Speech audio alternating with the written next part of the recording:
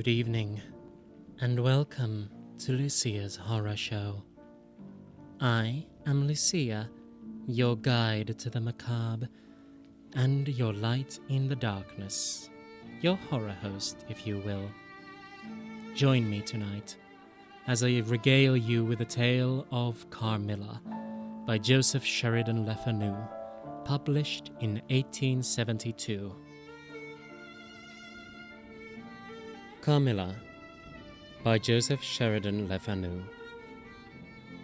Prologue.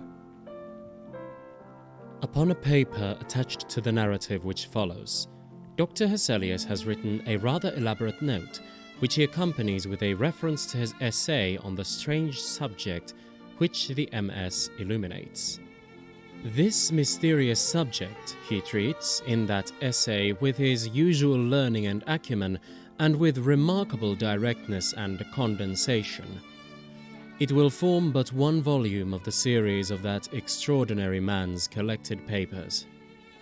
As I publish the case in these volumes simply to interest the laity, I shall forestall the intelligent lady who relates it in nothing, and, after due consideration, I have determined, therefore, to abstain from presenting any précis of the learned professor's reasoning, or extract from his statement on a subject which he describes as involving, not improbably, some of the profoundest arcane of our dual existence and its intermediates. I was anxious, on discovering this paper, to reopen the correspondence commenced by Dr. Hesselius so many years ago with a person so clever and careful as his informant seems to have been. Much to my regret, however, I found that she had died in the interval. She probably could have added little to the narrative which she communicates in the following pages with, so far as I can pronounce, such a conscientious particularity. Chapter 1. An Early Fright. In Styria, we, though by no means magnificent people, inhabit a castle or schloss. A small income in that part of the world goes a great way. 800 or 900 a year does wonders. Scantily enough ours would have answered among wealthy people at home. My father is English, and I bear an English name, although I never saw England. But here, in this lonely and primitive place, where everything is so marvelously cheap, I really don't see how ever so much more money would at all materially add to our comforts, or even luxuries. My father was in the Austrian service, and retired upon a pension and his patrimony, and purchased this feudal residence, and the small estate on which it stands, a bargain. Nothing can be more picturesque or solitary. It stands on a slight eminence in a forest. The road, very old and narrow, passes in front of its drawbridge, never raised in my time, and its moat, stocked with perch and sailed over by many swans, and floating on its surface, white fleets of water lilies. Over all this the schloss shows its many-windowed front, its towers and its Gothic chapel. The forest opens in an irregular and very picturesque glade before its gate, and at the right a steep Gothic bridge carries the road over a stream that winds in deep shadow through the wood. I have said that this is a very lonely place. Judge whether I say truth. Looking from the hall door toward the road, the forest in which our castle stands extends 15 miles to the right and 12 to the left. The nearest inhabited village is about 7 of your English miles to the left. The nearest inhabited schloss of any historic associations is that of old General Spielsdorf, nearly 20 miles away to the right.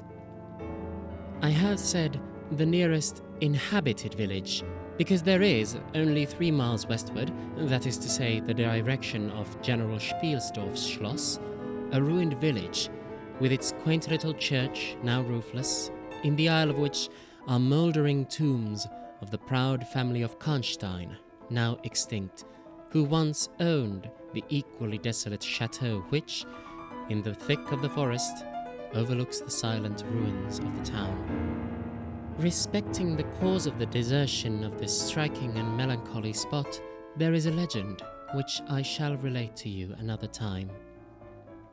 I must tell you now how very small is the party who constitute the inhabitants of our castle. I don't include servants or those dependents who occupy rooms in the building attached to the Schloss. Listen and wonder. My father, who is the kindest man on earth, but growing old, and I, at the date of my story, only 19. 8 years have passed since then. I and my father constituted the family at the Schloss. My mother, a Styrian lady, died in my infancy, but I had a good-natured governess who had been with me from, I might almost say, my infancy. I could not remember the time when her fat, benignant face was not a familiar picture in my memory. This was Madame Perrodon, a native of Berne, whose care and good nature in part supplied to me the loss of my mother, whom I do not even remember, so early I lost her. She made a third at our little dinner party. There was a fourth, Mademoiselle de la Fontaine, a lady such as you term, I believe, a finishing governess. She spoke French and German, Madame Perrodon French and broken English, to which my father and I added English, which, partly to prevent its becoming a lost language among us, and partly from patriotic motives, we spoke every day. The consequence was a babble at which strangers used to laugh, and which I shall make no attempt to reproduce in this narrative. And there were 2 or 3 young lady friends besides, pretty nearly of my own age, who were occasional visitors, for longer or shorter terms, and these visits I sometimes returned. These were our regular social resources, but of course there were chance visits from neighbours of only 5 or 6 leagues distance. My life was, notwithstanding, rather a solitary one, I can assure you. My gouvernante had just so much control over me as you might conjecture such sage persons would have in the case of a rather spoiled girl whose only parent allowed her pretty nearly her own way in everything. The first occurrence in my existence which produced a terrible impression upon my mind, which, in fact, never has been effaced, was one of the very earliest incidents of my life which I can recollect. Some people will think it so trifling that it should not be recorded here. You will see, however, by and by, why I mention it. The nursery, as it was called, though I had it all to myself, was a large room in the upper story of the castle with a steep oak roof. I can't have been more than 6 years old when one night I awoke and, looking round the room from my bed, failed to see the nursery maid. Neither was my nurse there, and I thought myself completely alone. I was not frightened, for I was one of those happy children who are studiously kept in ignorance of ghost stories, of fairy tales, and of all such lore as makes us cover up our heads when the door creaks suddenly, or the flicker of an expiring candle makes the shadow of a bedpost dance upon the wall nearer to our faces. I was vexed and insulted at finding myself, as I conceived, neglected, and I began to whimper, preparatory to a hearty bout of roaring, when to my surprise I saw a solemn but very pretty face looking at me from the side of the bed. It was that of a young lady who was kneeling, with her hands under the coverlet. I looked at her with a kind of pleased wonder, and ceased whimpering. She caressed me with her hands, and lay down beside me on the bed, and drew me toward her, smiling. I felt immediately delightfully soothed, and fell asleep again. I was wakened by a sensation as if 2 needles ran into my breast very deep at the same moment, and I cried loudly. The lady started back, with her eyes fixed on me, and then slipped down upon the floor and, as I thought, hid herself under the bed. I was now for the first time frightened, and I yelled with all my might and main. Nurse, nursery maid, housekeeper, all came running in, and, hearing my story, they made light of it, soothing me all they could meanwhile. But, child as I was, I could perceive that their faces were pale with an unwonted look of anxiety, and I saw them look under the bed and about the room, and peep under tables and pluck open cupboards, and the housekeeper whispered to the nurse, "Lay your hands along that hollow in the bed.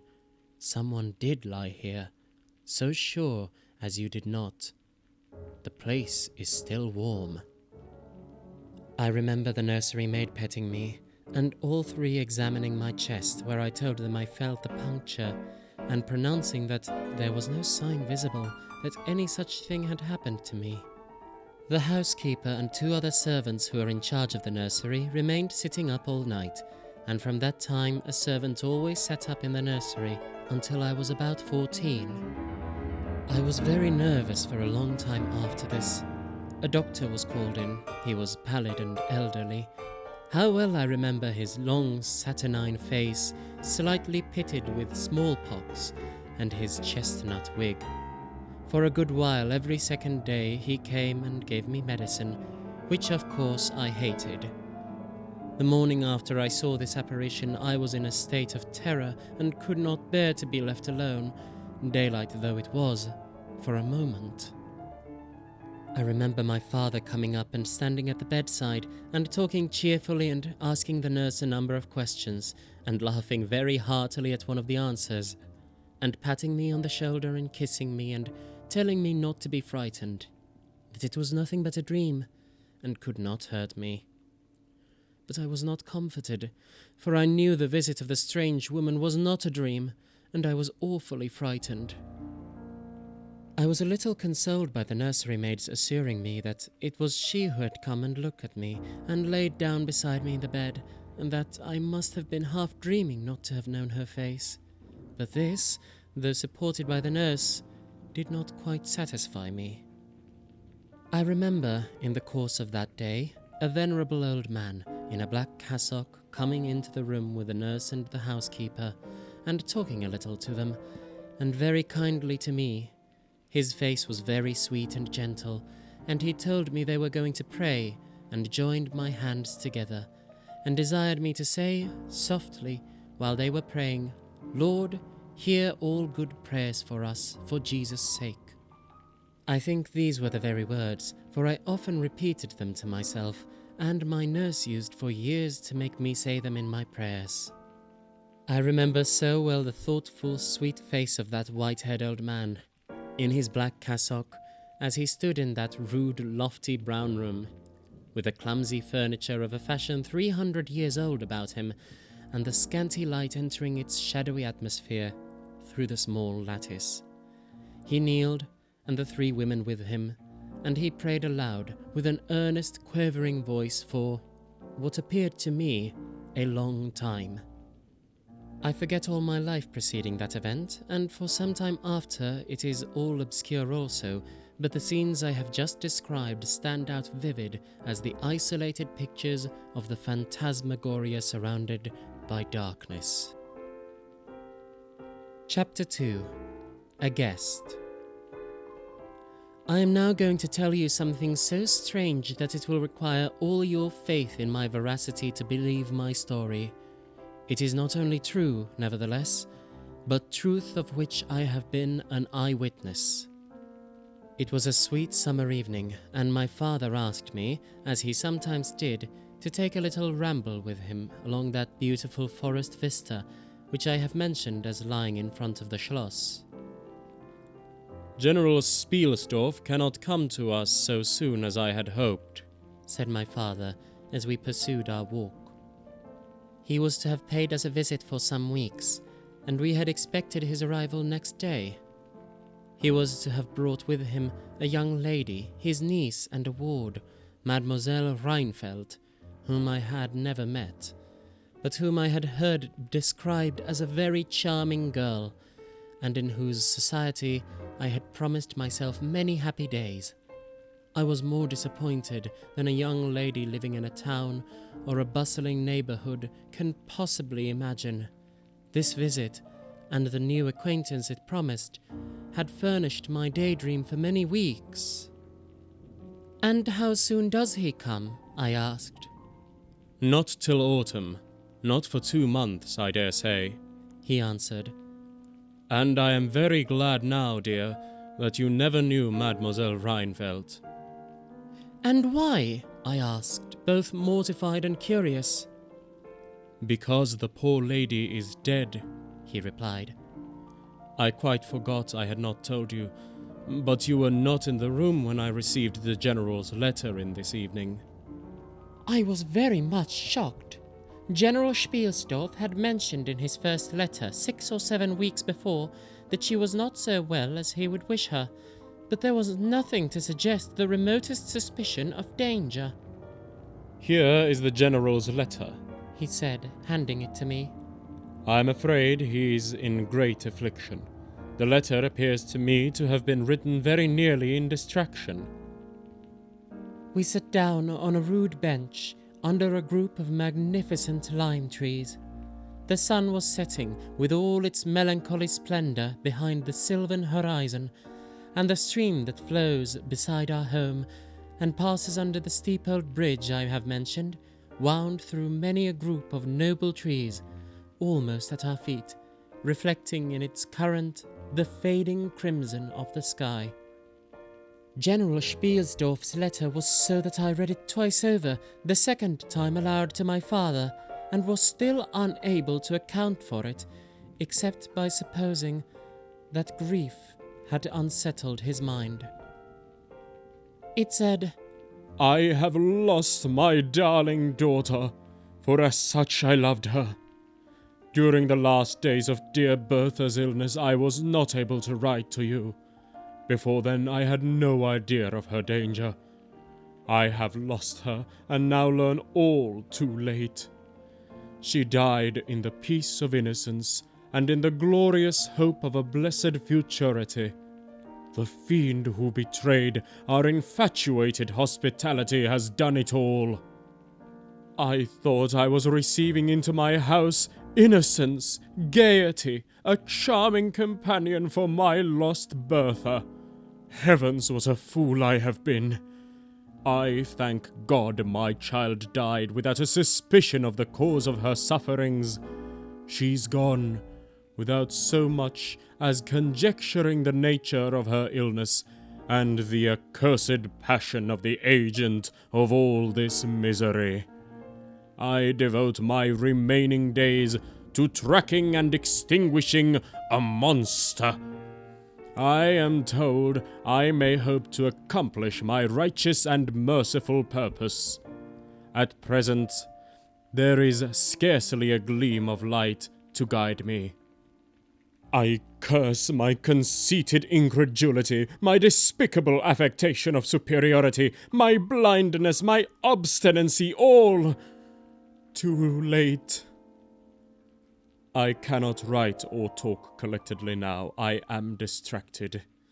So soon as I shall have a little recovered, I mean to devote myself for a time to inquiry which may possibly lead me as far as Vienna. Sometime in the autumn, 2 months hence, or earlier if I live, I will see you. That is, if you permit me. I will then tell you all that I scarce dare put upon paper now. Farewell. Pray for me, dear friend." In these terms ended this strange letter. Though I had never seen Bertha Rheinfeldt, my eyes filled with tears at the sudden intelligence. I was startled, as well as profoundly disappointed. The sun had now set, and it was twilight by the time I had returned the General's letter to my father. It was a soft, clear evening, and we loitered, speculating upon the possible meanings of the violent and incoherent sentences which I had just been reading. We had nearly a mile to walk before reaching the road that passes the Schloss in front, and by that time the moon was shining brilliantly. At the drawbridge, we met Madame Paradon and Mademoiselle de la Fontaine, who had come out without their bonnets to enjoy the exquisite moonlight. We heard their voices gabbling in animated dialogue as we approached. We joined them at the drawbridge and turned about to admire with them the beautiful scene. The glade through which we had just walked lay before us. At our left, the narrow road wound away under clumps of lordly trees and was lost to sight amid the thickening forest. At the right, the same road crosses the steep and picturesque bridge, near which stands a ruined tower which once guarded that pass. And beyond the bridge, an abrupt eminence rises, covered with trees, and showing in the shadows some grey ivy-clustered rocks. Over the sward and low grounds, a thin film of mist was stealing, like smoke, marking the distances with a transparent veil, and here and there we could see the river faintly flashing in the moonlight. No softer, sweeter scene could be imagined.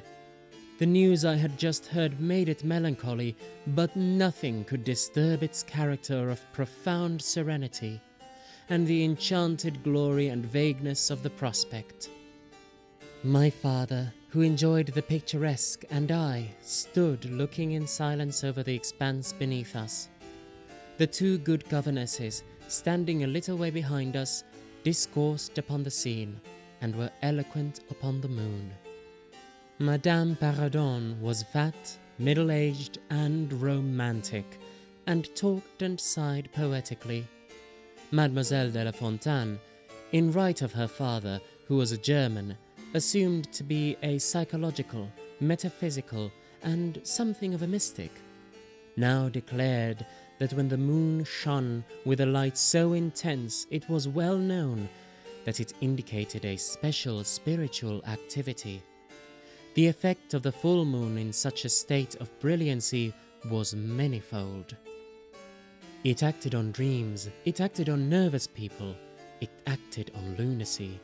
It had marvelous physical influences connected with life. Mademoiselle related that her cousin, who was mate of a merchant ship, having taken a nap on the deck on such a night, lying on his back with his face full in the light of the moon, had wakened after a dream of an old woman clawing him by the cheek, with his features horribly drawn to one side, and his countenance had never quite recovered its equilibrium. "The moon, this night," she said, "is full of idyllic and magnetic influence. And see, when you look behind you at the front of the Schloss, how all its windows flash and twinkle with that silvery splendor, as if unseen hands had lighted up the rooms to receive fairy guests. There are indolent states of the spirits in which, indisposed to talk ourselves, the talk of others is pleasant to our listless ears, and I gazed on, pleased with the tinkle of the ladies' conversation. I have got into one of my moping moods tonight, said my father after a silence, and quoting Shakespeare, whom, by way of keeping up our English, he used to read aloud, he said, "In truth, I know not why I am so sad. It wearies me, you say it wearies you. But how I got it, came by it. I forget the rest. But I feel as if some great misfortune were hanging over us. I suppose the poor General's afflicted letter has had something to do with it." At this moment, the unwonted sound of carriage wheels and many hooves upon the road arrested our attention. They seemed to be approaching from the high ground overlooking the bridge, and very soon the equipage emerged from that point. 2 horsemen first crossed the bridge, then came a carriage drawn by 4 horses, and 2 men rode behind. It seemed to be the travelling carriage of a person of rank, and we were all immediately absorbed in watching that very unusual spectacle. It became in a few moments greatly more interesting, for just as the carriage had passed the summit of the steep bridge, one of the leaders, taking fright, communicated his panic to the rest, and after a plunge or 2, the whole team broke into a wild gallop together, and dashing between the horsemen who rode in front, came thundering along the road toward us with the speed of a hurricane. The excitement of the scene was made more painful by the clear, long-drawn screams of a female voice from the carriage window. We all advanced in curiosity and horror, my father in silence, the rest with various ejaculations of terror. Our suspense did not last long.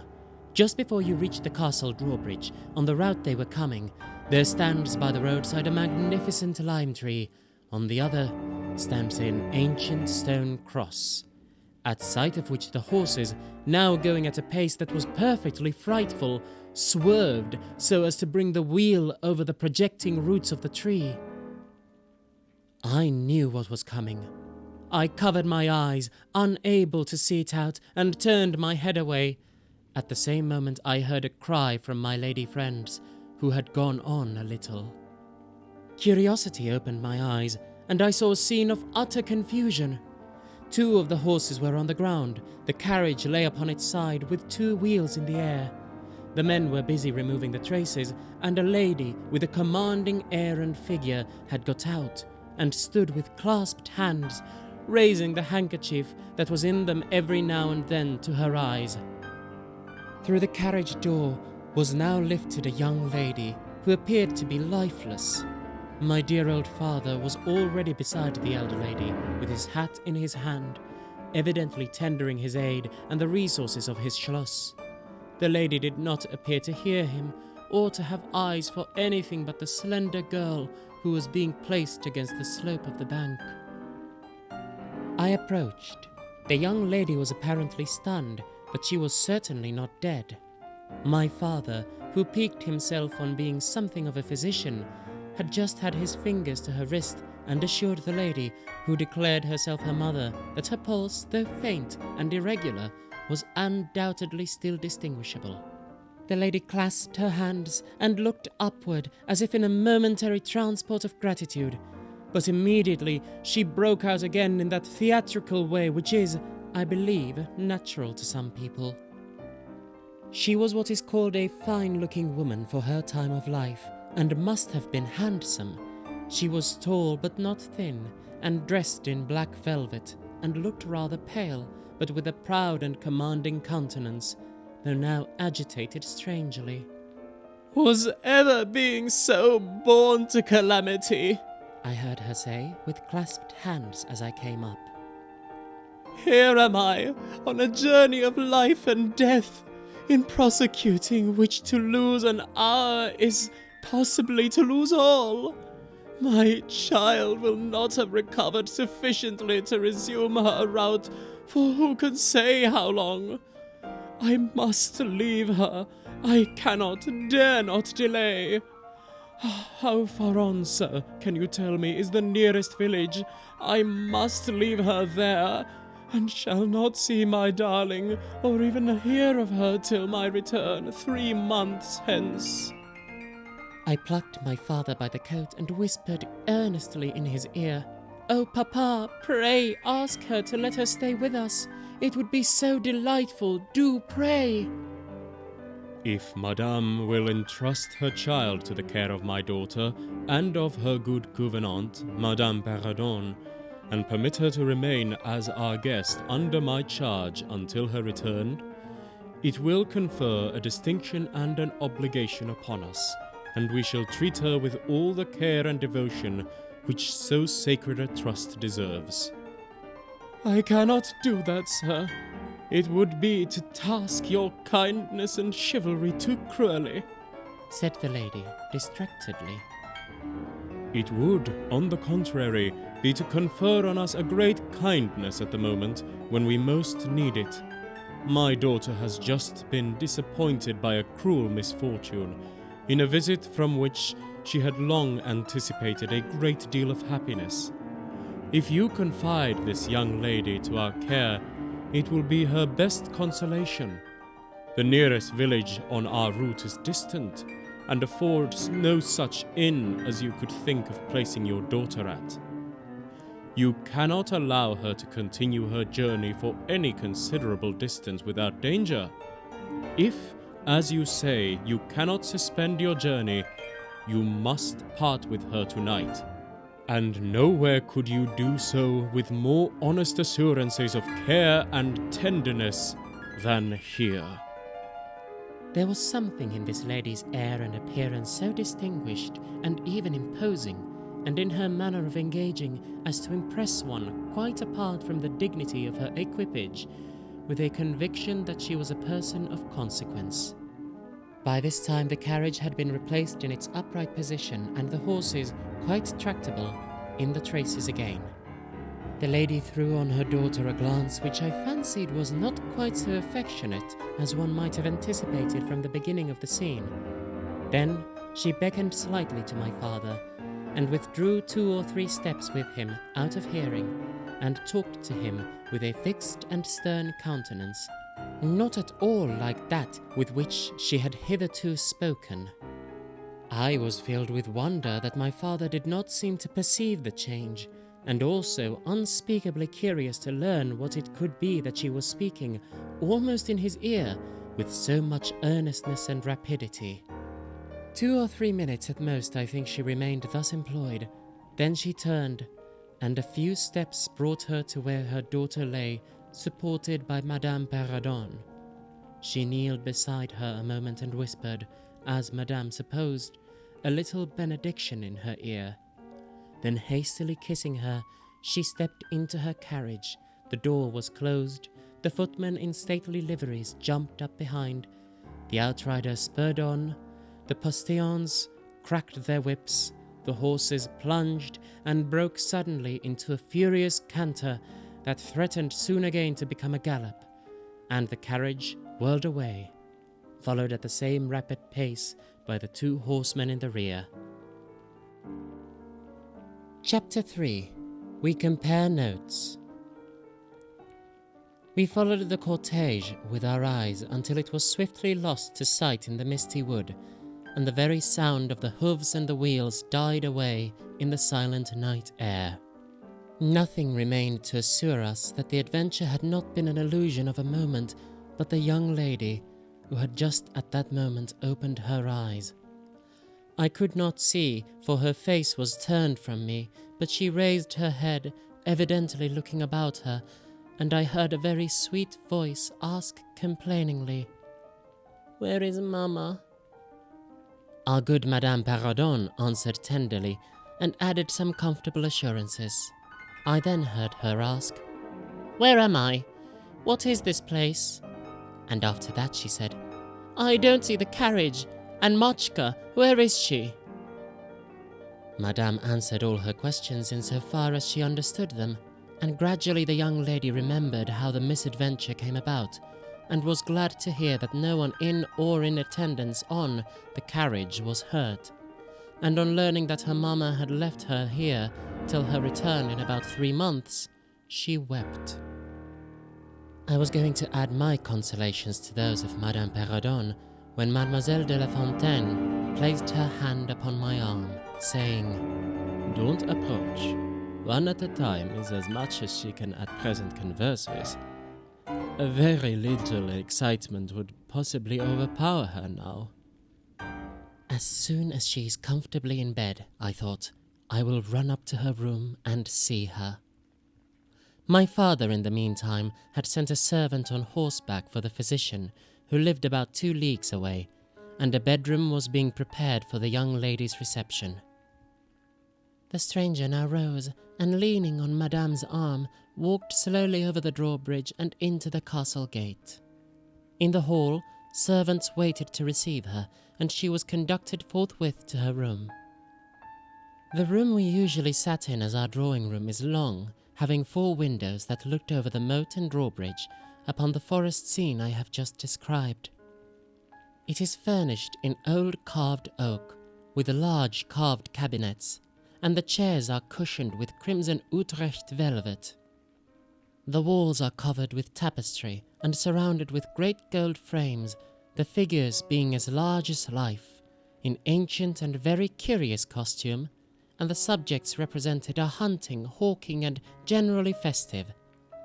It is not too stately to be extremely comfortable. And here we had our tea, for with his usual patriotic leanings he insisted that the national beverage should make its appearance regularly with our coffee and chocolate. We sat here this night, and with candles lighted were talking over the adventure of the evening. Madame Perrodon and Mademoiselle de la Fontaine were both of our party. The young stranger had hardly lain down in her bed when she sank into a deep sleep, and those ladies had left her in the care of a servant. "How do you like our guest?" I asked as soon as Madame entered. "Tell me all about her." "I like her extremely," answered Madame. "She is, I almost think, the prettiest creature I ever saw, about your age and so gentle and nice." "She is absolutely beautiful," threw in Mademoiselle, who had peeped for a moment into the stranger's room. "And such a sweet voice," added Madame Perrodon. "Did you remark a woman in the carriage, after it was set up again, who did not get out?" inquired Mademoiselle, "but only looked from the window." "No, we had not seen her." Then she described a hideous woman with a sort of coloured turban on her head, who was gazing all the time from the carriage window, nodding and grinning derisively toward the ladies, with gleaming eyes and large white eyeballs, and her teeth set as if in a fury. "Did you remark what an ill-looking pack of men the servants were?" asked Madame. "Yes," said my father, who had just come in.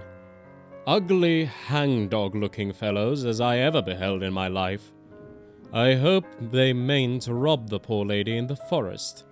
They are clever rogues, however. They got everything to rights in a minute." "I dare say they are worn out with too long travelling," said Madame. "Besides looking wicked, their faces were so strangely lean and dark and sullen. I am very curious, I own, but I dare say the young lady will tell us all about it tomorrow, if she is sufficiently recovered." "I don't think she will," said my father with a mysterious smile and a little nod of his head as if he knew more about it than he cared to tell us. This made me all the more inquisitive as to what had passed between him and the lady in the black velvet in the brief but earnest interview that had immediately preceded her departure. We were scarcely alone when I entreated him to tell me. He did not need much pressing. "There is no particular reason why I should not tell you. She expressed a reluctance to trouble us with the care of her daughter, saying that she was in delicate health and nervous, but not subject to any kind of seizure.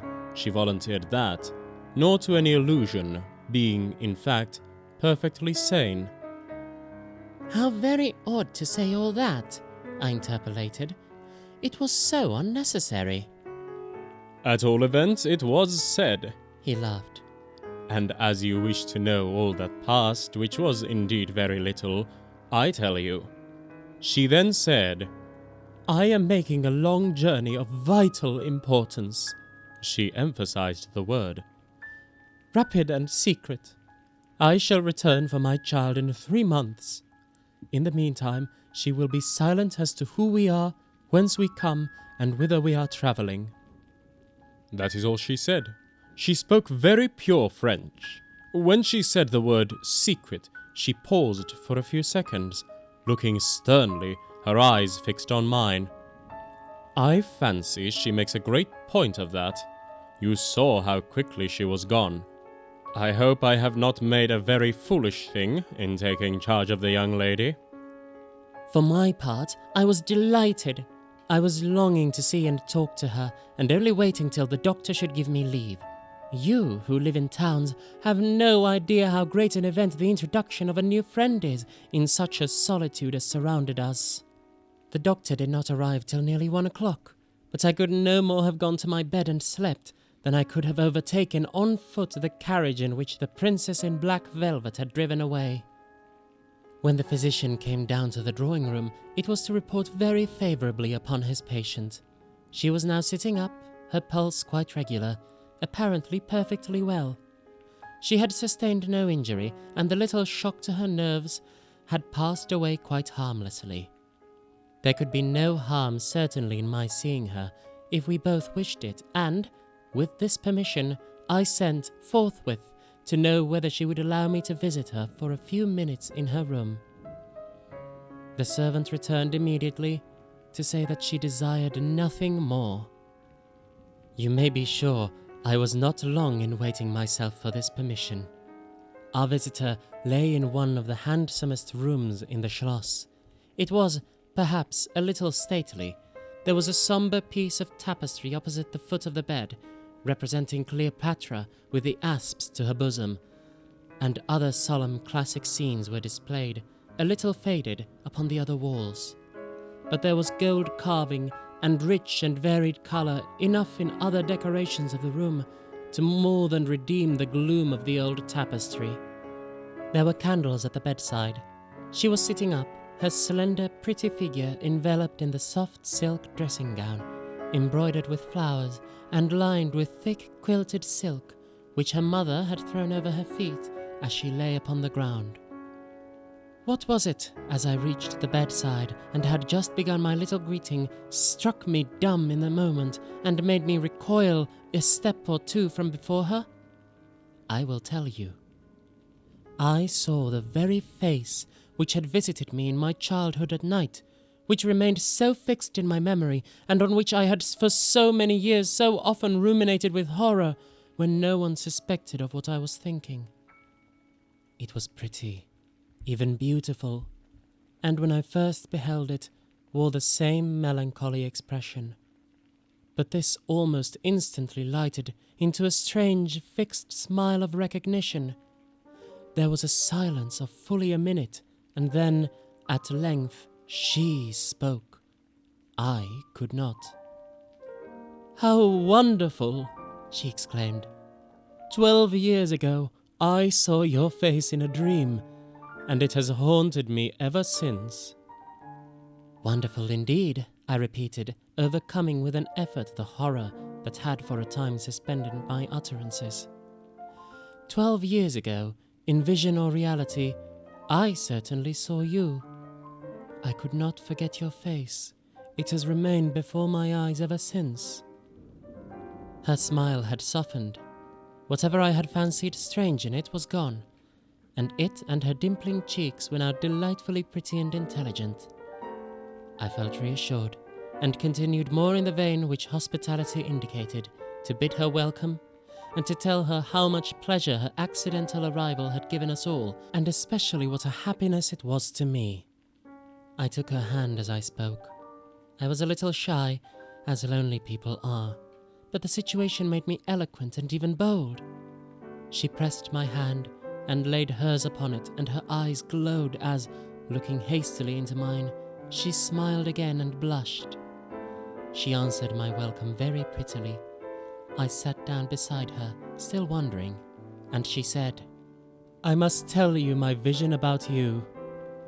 It is so very strange that you and I should have had each of the other so vivid a dream, that each should have seen, I you, and you me, looking as we do now, when, of course, we were both mere children.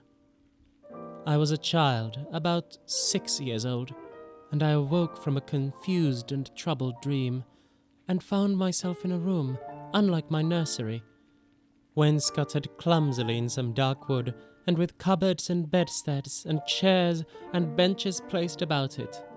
The beds were, I thought, all empty, and the room itself without anyone but myself in it, and I, after looking about me for some time, and admiring especially an iron candlestick with 2 branches, which I should certainly know again, crept under one of the beds to reach the window. But as I got from under the bed, I heard someone crying, and looking up, while I was still upon my knees, I saw you. Most assuredly you, as I see you now, a beautiful young lady, with golden hair and large blue eyes, and lips. Your lips. You as you are here. Your looks won me. I climbed on the bed and put my arms about you, and I think we both fell asleep. I was aroused by a scream. You were sitting up screaming. I was frightened and slipped down upon the ground, and, it seemed to me, lost consciousness for a moment. And when I came to myself, I was again in my nursery at home. Your face I have never forgotten since. I could not be misled by mere resemblance. You are the lady whom I then saw." It was now my turn to relate my corresponding vision, which I did, to the undisguised wonder of my new acquaintance. "I don't know which should be most afraid of the other," she said, again smiling. "If you were less pretty, I think I should be very much afraid of you. But being as you are, and you and I are both so young, I feel only that I have made your acquaintance 12 years ago, and have already a right to your intimacy. At all events, it does seem as if we were destined from our earliest childhood to be friends. I wonder whether you feel as strangely drawn towards me as I do to you. I have never had a friend. Shall I find one now?" She sighed, and her fine dark eyes gazed passionately on me. Now the truth is, I felt rather unaccountably toward the beautiful stranger. I did feel, as she said, drawn towards her, but there was also something of repulsion. In this ambiguous feeling, however, the sense of attraction immensely prevailed. She interested and won me. She was so beautiful and so indescribably engaging. I perceived now something of languor and exhaustion stealing over her, and hastened to bid her good night. "The doctor thinks," I added, "that you ought to have a maid to sit up with you tonight. One of ours is waiting, and you will find her a very useful and quiet creature." "How kind of you, but I could not sleep. I never could with an attendant in the room. I shan't require any assistance, and, shall I confess my weakness, I am haunted with a terror of robbers. Our house was robbed once, and 2 servants murdered, so I always lock my door. It has become a habit, and you look so kind, I know you will forgive me.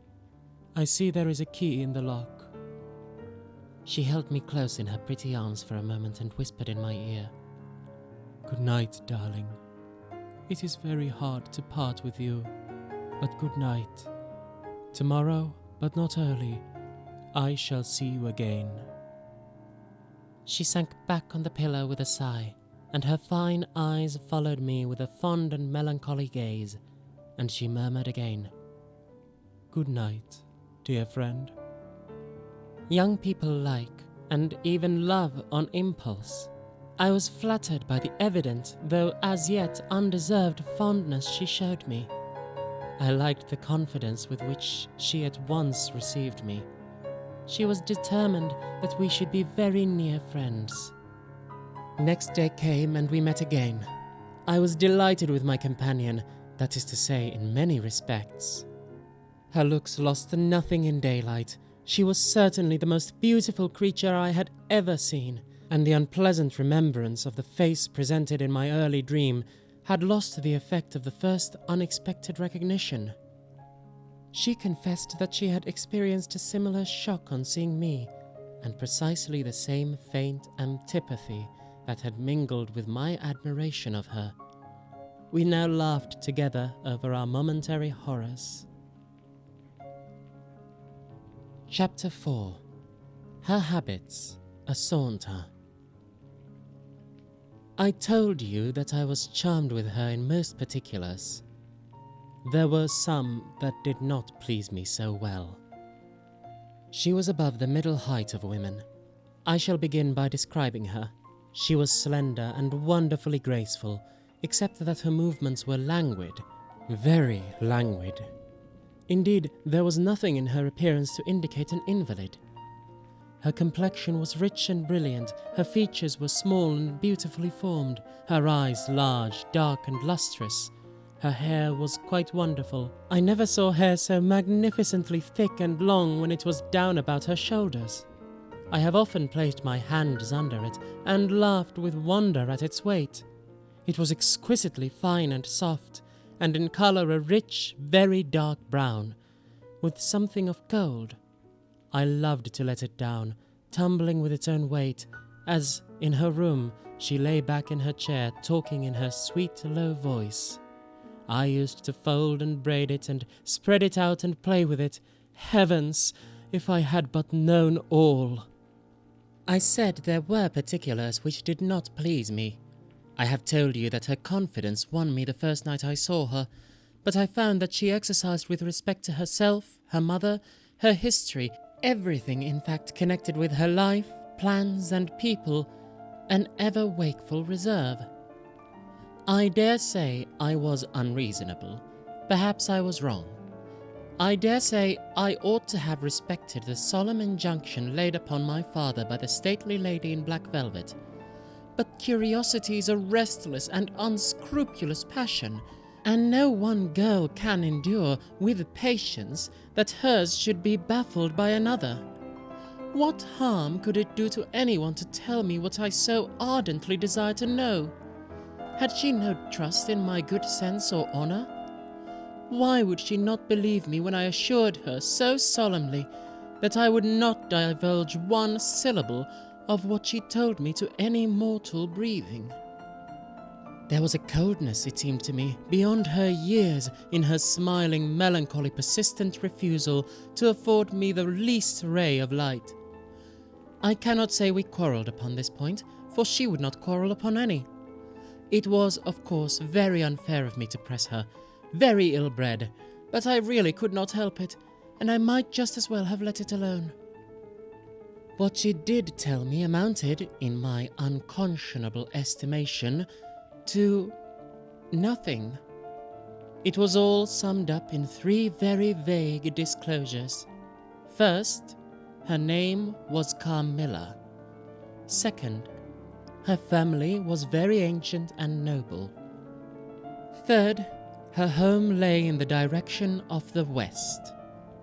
She would not tell me the name of her family, nor their armorial bearings, nor the name of their estate, nor even that of their country they lived in. You are not to suppose that I worried her incessantly on these subjects. I watched opportunity, and rather insinuated than urged my inquiries. Once or twice, indeed, I did attack her more directly, but no matter what my tactics, utter failure was invariably the result. Reproaches and caresses were all lost upon her. But I must add this, that her evasion was conducted with so pretty a melancholy, and deprecation, with so many and even passionate declarations of her liking for me, and trust in my honour, and with so many promises that I should at last know all, that I could not find it in my heart long to be offended with her.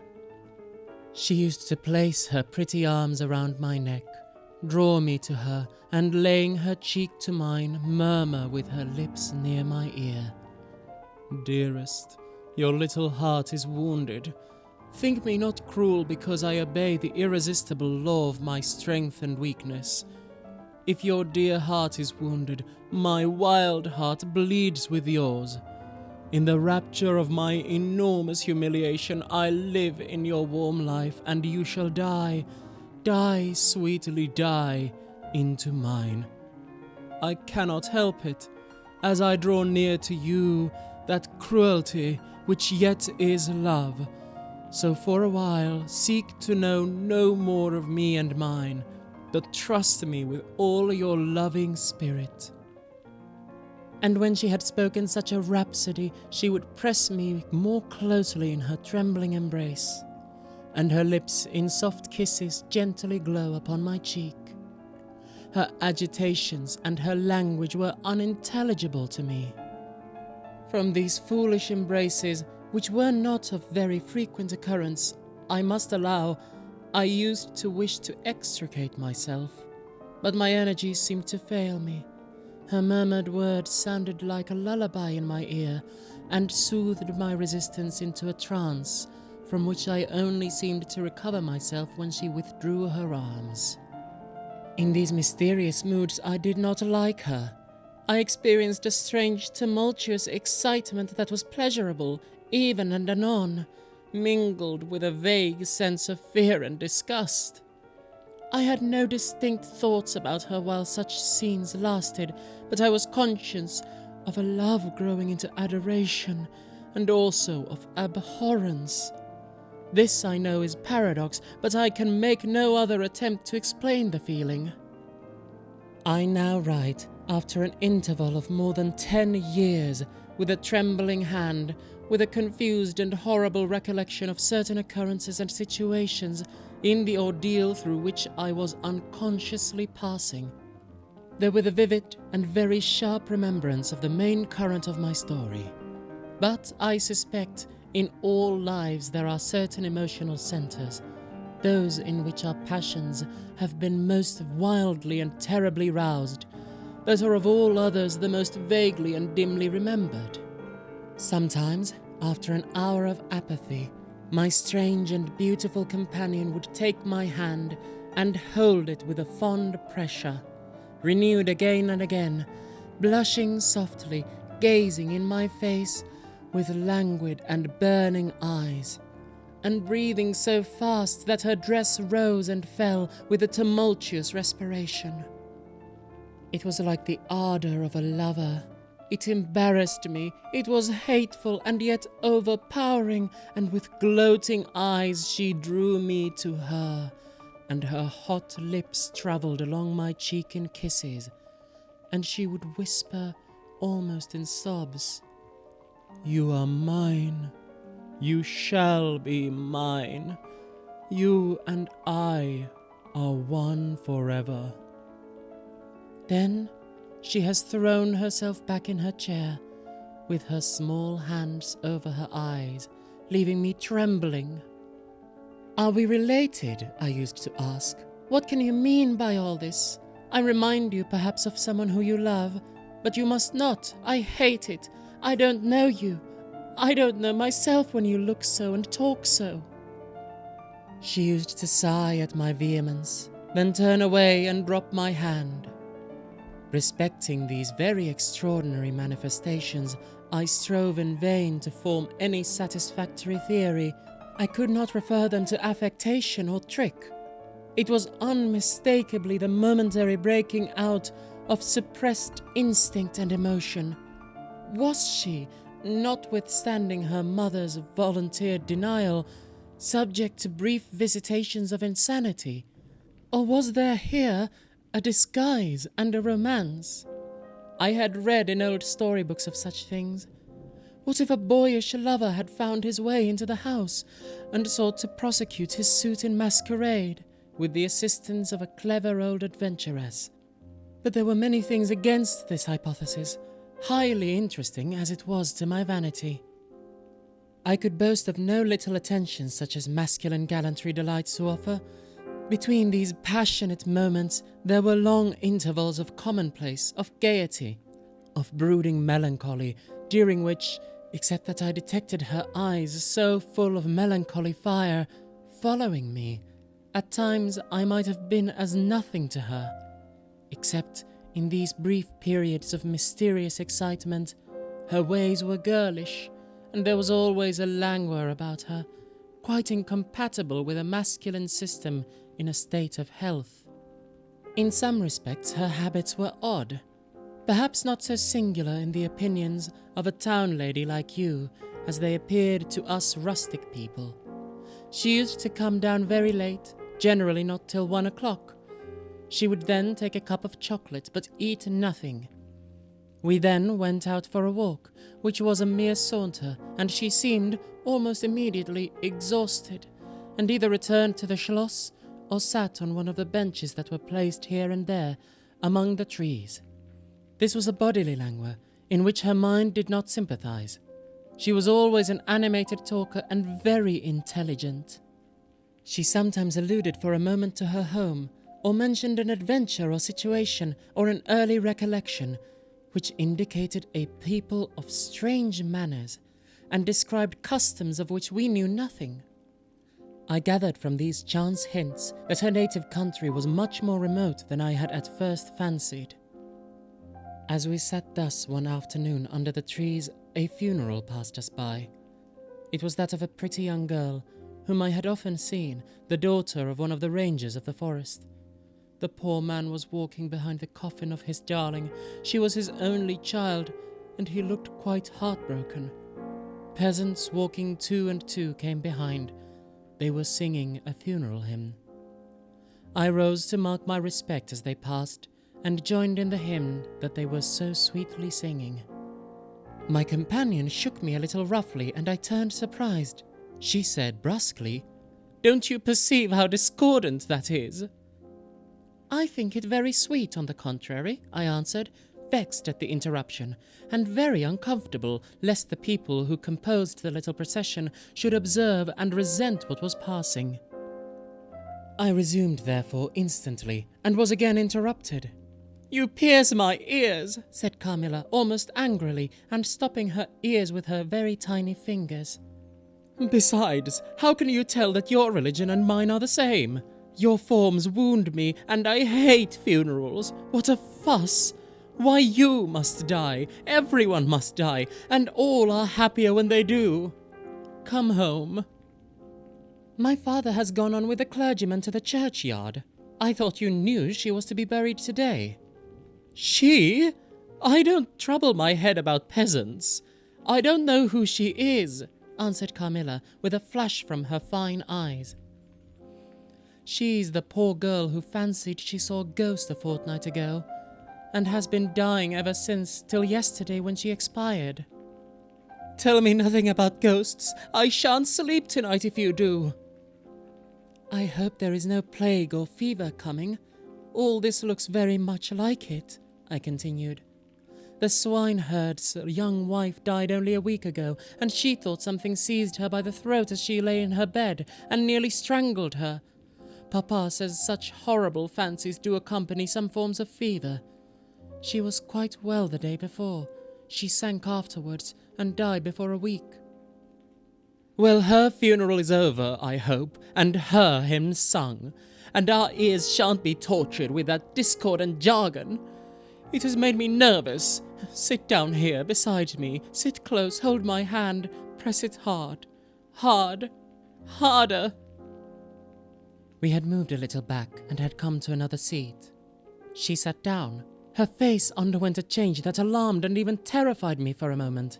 It darkened and became horribly livid. Her teeth and hands were clenched, and she frowned and compressed her lips, while she stared down upon the ground at her feet and trembled all over with a continued shudder as irrepressible as ague.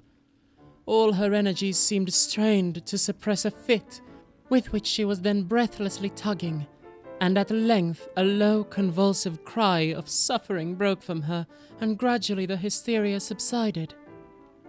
"There, that comes of strangling people with hymns," she said at last.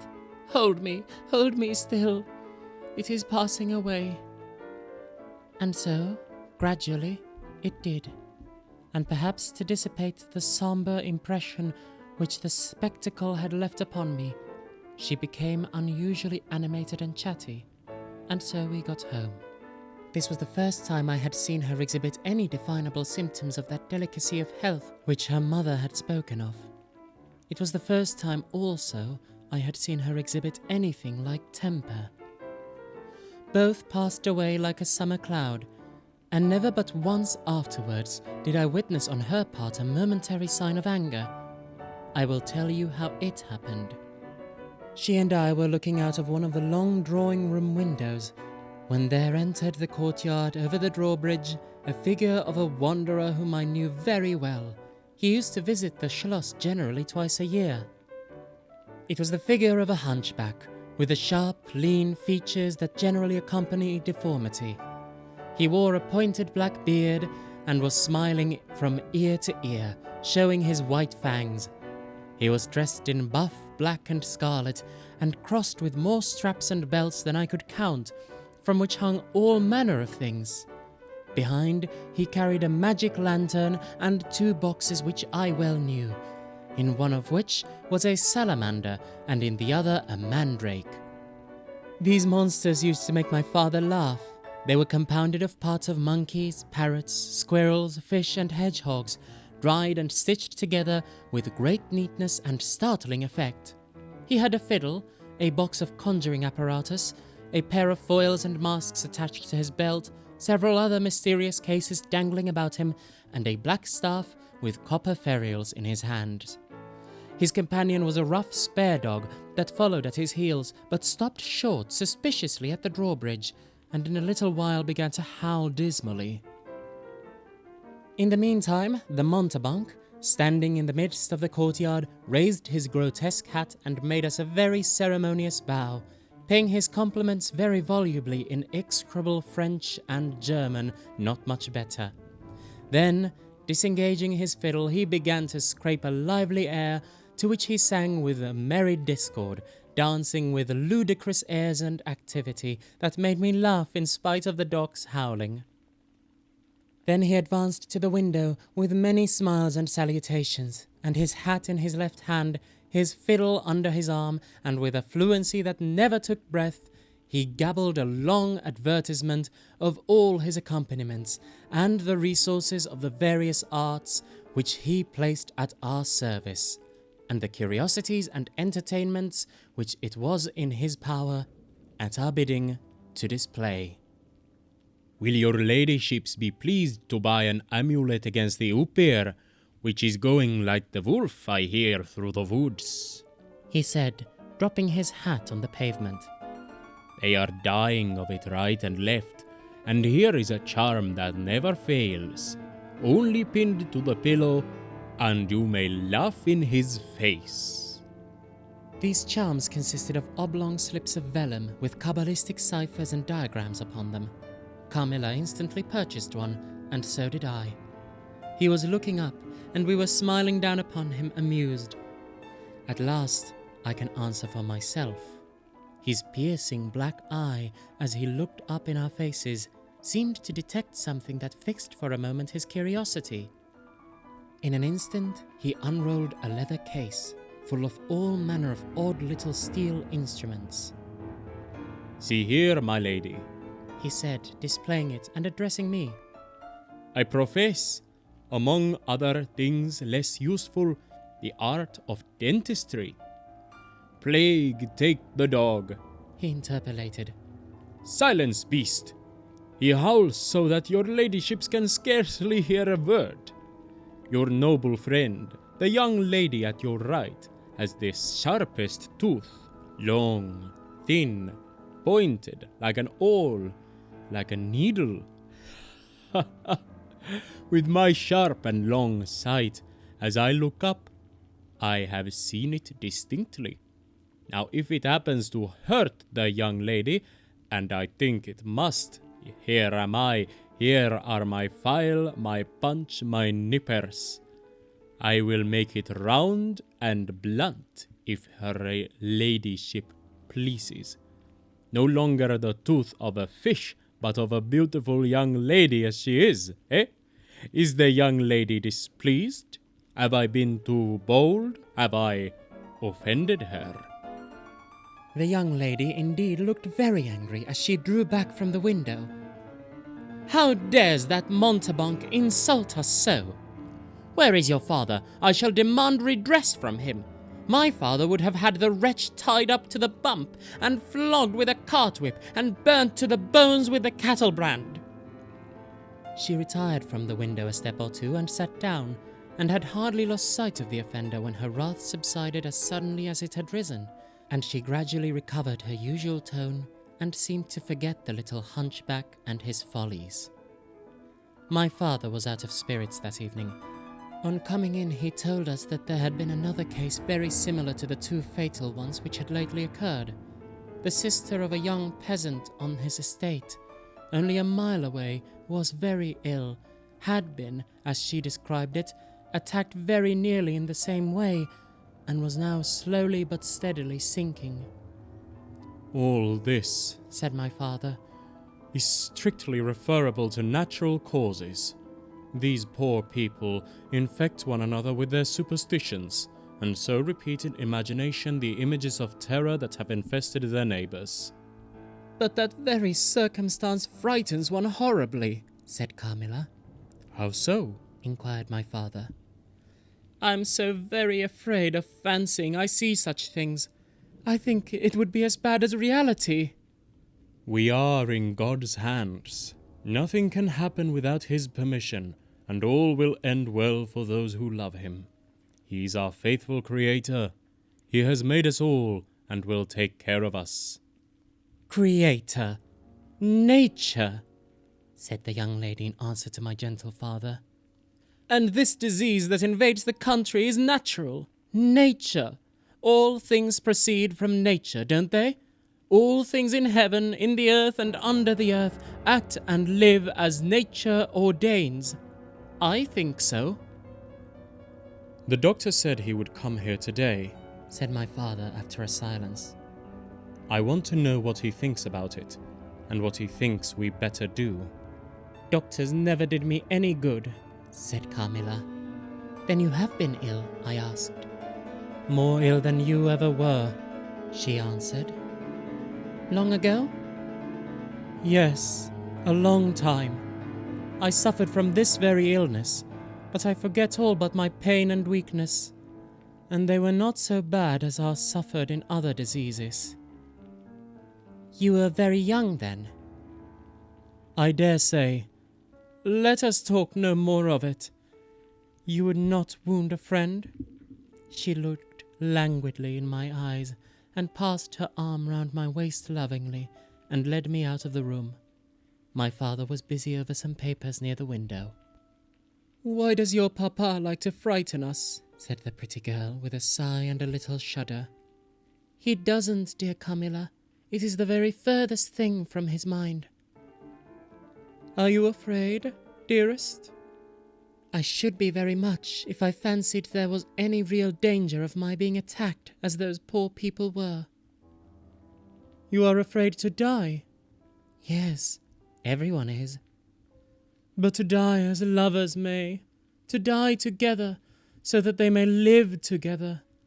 Girls are caterpillars while they live in the world, to be finally butterflies when the summer comes. But in the meantime, they are grubs and larvae, don't you see? Each with their peculiar propensities, necessities, and structure. So says Monsieur Buffon in his big book in the next room. Later in the day the doctor came and was closeted with Papa for some time. He was a skilful man of 60 and upwards. He wore powder and shaved his pale face as smooth as a pumpkin. He and Papa emerged from the room together, and I heard Papa laugh and say as they came out, Well, I do wonder at a wise man like you. What do you say to hippogriffs and dragons? The doctor was smiling and made answer, shaking his head. Nevertheless, life and death are mysterious states, and we know little of the resources of either. And so they walked on, and I heard no more. I did not then know what the doctor had been broaching, but I think I guess it now. Chapter 5. A Wonderful Likeness. This evening there arrived from Grant the grave, dark-faced son of the picture cleaner, with a horse and cart laden with 2 large packing cases, having many pictures in each. It was a journey of 10 leagues, and whenever a messenger arrived at the Schloss from our little capital of Graz, we used to crowd around him in the hall to hear the news. This arrival created in our secluded quarters quite a sensation. The cases remained in the hall, and the messenger was taken charge of by the servants till he had eaten his supper. Then, with assistants and armed with hammer, rippling chisel, and turn-screw, he met us in the hall, where we had assembled to witness the unpacking of the cases. Carmilla sat looking listlessly on, while one after the other the old pictures, nearly all portraits, which had undergone the process of renovation, were brought to light. My mother was of an old Hungarian family, and most of these pictures, which were about to be restored to their places, had come to us through her. My father had a list in his hand, from which he read as the artist rummaged out the corresponding numbers. I don't know that the pictures were very good, but they were undoubtedly very old, and some of them very curious also. They had, for the most part, the merit of being now seen by me, I may say, for the first time, for the smoke and dust of time had all but obliterated them. There is a picture here that I have not seen yet, said my father. In one corner, at the top of it, is the name, as well as I could read, Marcia Karnstein, and the date 1698. And I am curious to see how it has turned out. I remembered it. It was a small picture, about 1.5 feet high, and nearly square without a frame, but it was so blackened by age that I could not make it out. The artist now produced it with evident pride. It was quite beautiful. It was startling. It seemed to live. It was the effigy of Carmilla. Carmilla, dear, here is an absolute miracle. Here you are, living, smiling, ready to speak in this picture. Isn't it beautiful, Papa? And see, even the little mole on her throat. My father laughed and said, Certainly it is a wonderful likeness. But he looked away, and to my surprise, seemed but little struck by it, and went on talking to the picture cleaner, who was also something of an artist, and discoursed with intelligence about the portraits of other works, which his art had just brought out into light and colour, while I was more and more lost in wonder the more I looked at the picture. "Will you let me hang this picture in my room, Papa?" I asked. Certainly, dear, said he, smiling. I'm very glad you think it so like. It must be prettier even than I thought it is, if it is. The young lady did not acknowledge this pretty speech, did not seem to hear it. She was leaning back in her seat, her fine eyes under their long lashes, gazing on me in contemplation, and she smiled in a kind of rapture. And now you can read quite plainly the name that is written in the corner. It is not Marcia. It looks as if it was done in gold. The name is Mirkala, Countess Karnstein, and this is a little coronet over it, and underneath, AD 1698. I am descended from the Karnsteins, that is, Mama was. "Ah," said the lady languidly, "so am I. I think. A very long descent, very ancient. Are there any Karnsteins living now?" "None who bear the name, I believe. The family were ruined, I believe, in some civil wars long ago, but the ruins of the castle are only about 3 miles away." "How interesting," she said languidly. "But see what beautiful moonlight." She glanced through the hall door, which stood a little open. "Suppose you take a little ramble round the court and look down at the road and river." "It is so like the night you came to us," I said. She sighed, smiling. She rose, and each with her arm around the other's waist, we walked out upon the pavement. In silence, slowly we walked down the drawbridge, where the beautiful landscape opened before us. "And so you are thinking of the night I came here," she almost whispered.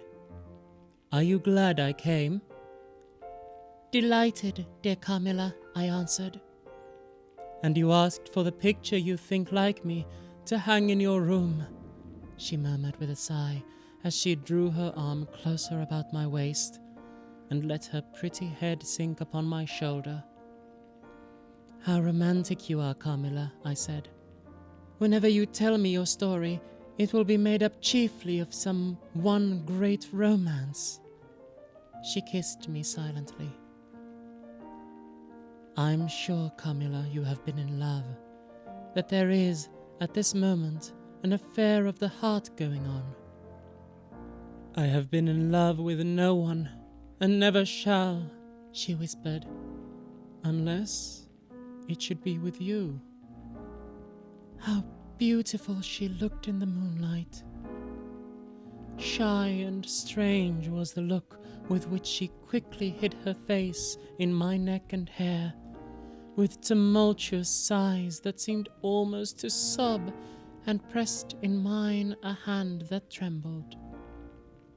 Her soft cheek was glowing against mine. "Darling, darling," she murmured, "I live in you, and you would die for me. I love you so." I started from her. She was gazing on me with eyes from which all fire, all meaning had flown, and a face colourless and apathetic. "Is there a chill in the air, dear?" she said drowsily. "I almost shiver. Have I been dreaming? Let us come in. Come in." "You look ill, Carmilla. A little faint. You certainly must take some wine," I said. "Yes, I will. I'm better now. I shall be quite well in a few minutes. Yes, do give me a little wine," answered Carmilla as we approached the door. "Let us look again for a minute. It is the last time, perhaps, I shall see the moonlight with you." "How do you feel now, dear Carmilla? Are you really better?" I asked. I was beginning to take alarm, lest she should have been stricken with a strange epidemic that they said had invaded the country about us. "Papa would be grieved beyond measure," I added, "if he thought you were ever so little ill, without immediately letting us know. We have a very skillful doctor near this, the physician who was with Papa today." "I am sure he is. I know how kind you all are, but, dear child, I am quite well again. There is nothing ever wrong with me, but a little weakness. People say I am languid.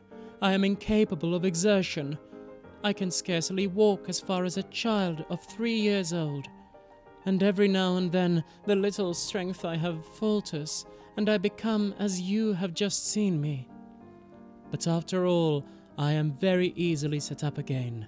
In a moment I am perfectly myself. See how I have recovered."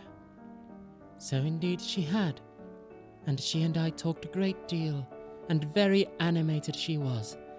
And the remainder of that evening passed without any recurrence of what I called her infatuations. I mean her crazy talk and looks, which embarrassed and even frightened me.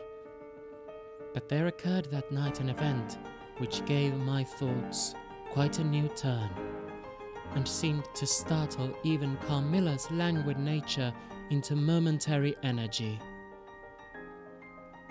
Chapter 6. A very strange agony. When we got into the drawing room and had sat down to our coffee and chocolate, although Carmilla did not take any, she seemed quite herself again, and Madame and Mademoiselle de la Fontaine joined us and made a little card party, in the course of which Papa came in for what he called his dish of tea. When the game was over, he sat down beside Carmilla on the sofa and asked her, a little anxiously, whether she had heard from her mother since her arrival. She answered, "No." He then asked whether she knew where a letter would reach her at present. "I cannot tell," she answered ambiguously. "But I have been thinking of leaving you. You have been already too hospitable and too kind to me. I have given you an infinity of trouble, and I should wish to take a carriage tomorrow and post in pursuit of her. I know where I shall ultimately find her, although I dare not yet tell you." "But you must not dream of any such thing," exclaimed my father, to my great relief. "We can't afford to lose you so, and I won't consent to your leaving us, except under the care of your mother, who was so good as to consent to your remaining with us till she should herself return. I should be quite happy if I knew that you heard from her. But this evening, the accounts of the progress of the mysterious disease that has invaded our neighborhood grow even more alarming, and my beautiful guest, I do feel the responsibility, unaided by advice from your mother, very much. But I shall do my best, and one thing is certain, that you must not think of leaving us without her distinct direction to that effect. We should suffer too much in parting from you to consent to it easily." "Thank you, sir, 1,000 times for your hospitality," she answered, smiling bashfully. "You have all been too kind to me. I have seldom been so happy in all my life before as in your beautiful chateau, under your care, and in the society of your dear daughter." So he gallantly, in his old-fashioned way, kissed her hand, smiling and pleased at her little speech. I accompanied Carmilla as usual to her room and sat and chatted with her while she was preparing for bed. "Do you think," I said at length, "that you will ever confide truly in me?" She turned round smiling, but made no answer, only continued to smile on me. "You won't answer that?" I said. "You can't answer pleasantly. Perhaps I ought not to have asked you." "You were quite right to ask me that, or anything. You do not know how dear you are to me, or you could not think any confidence too great to look for. But I am under vows, know none half so awfully, and I dare not tell you my story yet, even to you. The time is very near when you shall know everything.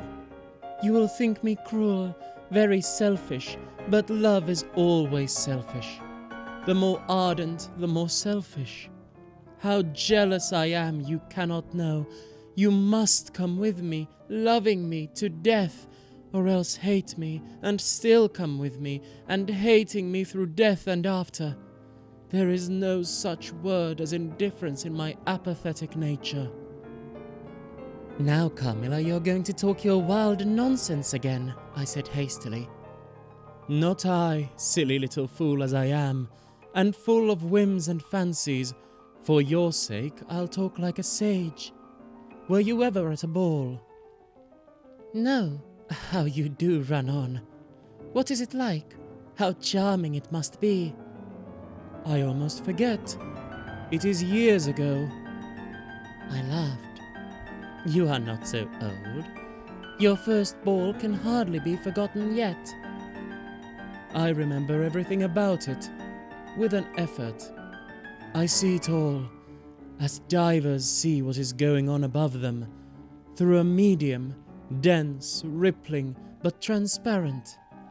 There occurred that night what has confused the picture and made its colors faint. I was all but assassinated in my bed, wounded, here." She touched her breast. "And never was the same since." "Were you near dying?" "Yes, very. A cruel love, strange love. That would have taken my life. Love will have its sacrifices. No sacrifice without blood. Let us go to sleep now. I feel so lazy. How can I get up just now and lock my door?" She was lying with her tiny hands buried in her rich wavy hair, under her cheek, her little head upon the pillow, and her glittering eyes followed me wherever I moved, with a kind of shy smile that I could not decipher. I bid her good night and crept from the room with an uncomfortable sensation. I often wondered whether our pretty guest ever said her prayers. I certainly had never seen her upon her knees.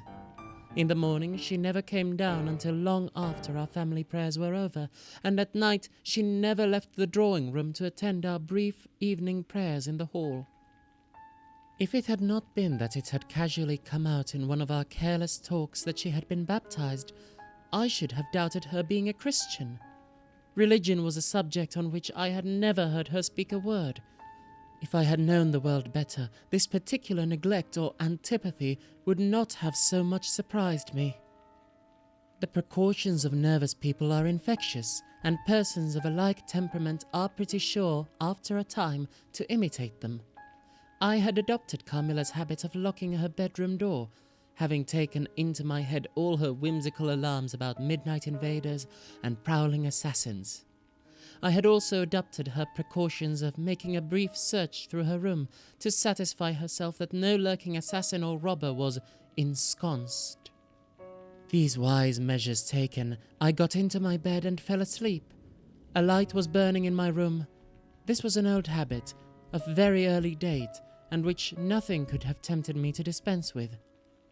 Thus fortified, I might take my rest in peace, but dreams come through stone walls, light up dark rooms, or darken light ones, and their persons make their exits and their entrances as they please, and laugh at locksmiths. I had a dream that night that was the beginning of a very strange agony. I cannot call it a nightmare, for I was quite conscious of being asleep. But I was equally conscious of being in my room and lying in bed precisely as I actually was. I saw, or fancied I saw, the room and its furniture just as I had seen it last, except that it was very dark, and I saw something moving round the foot of the bed, which at first I could not accurately distinguish. But I soon saw it was a sooty black animal that resembled a monstrous cat.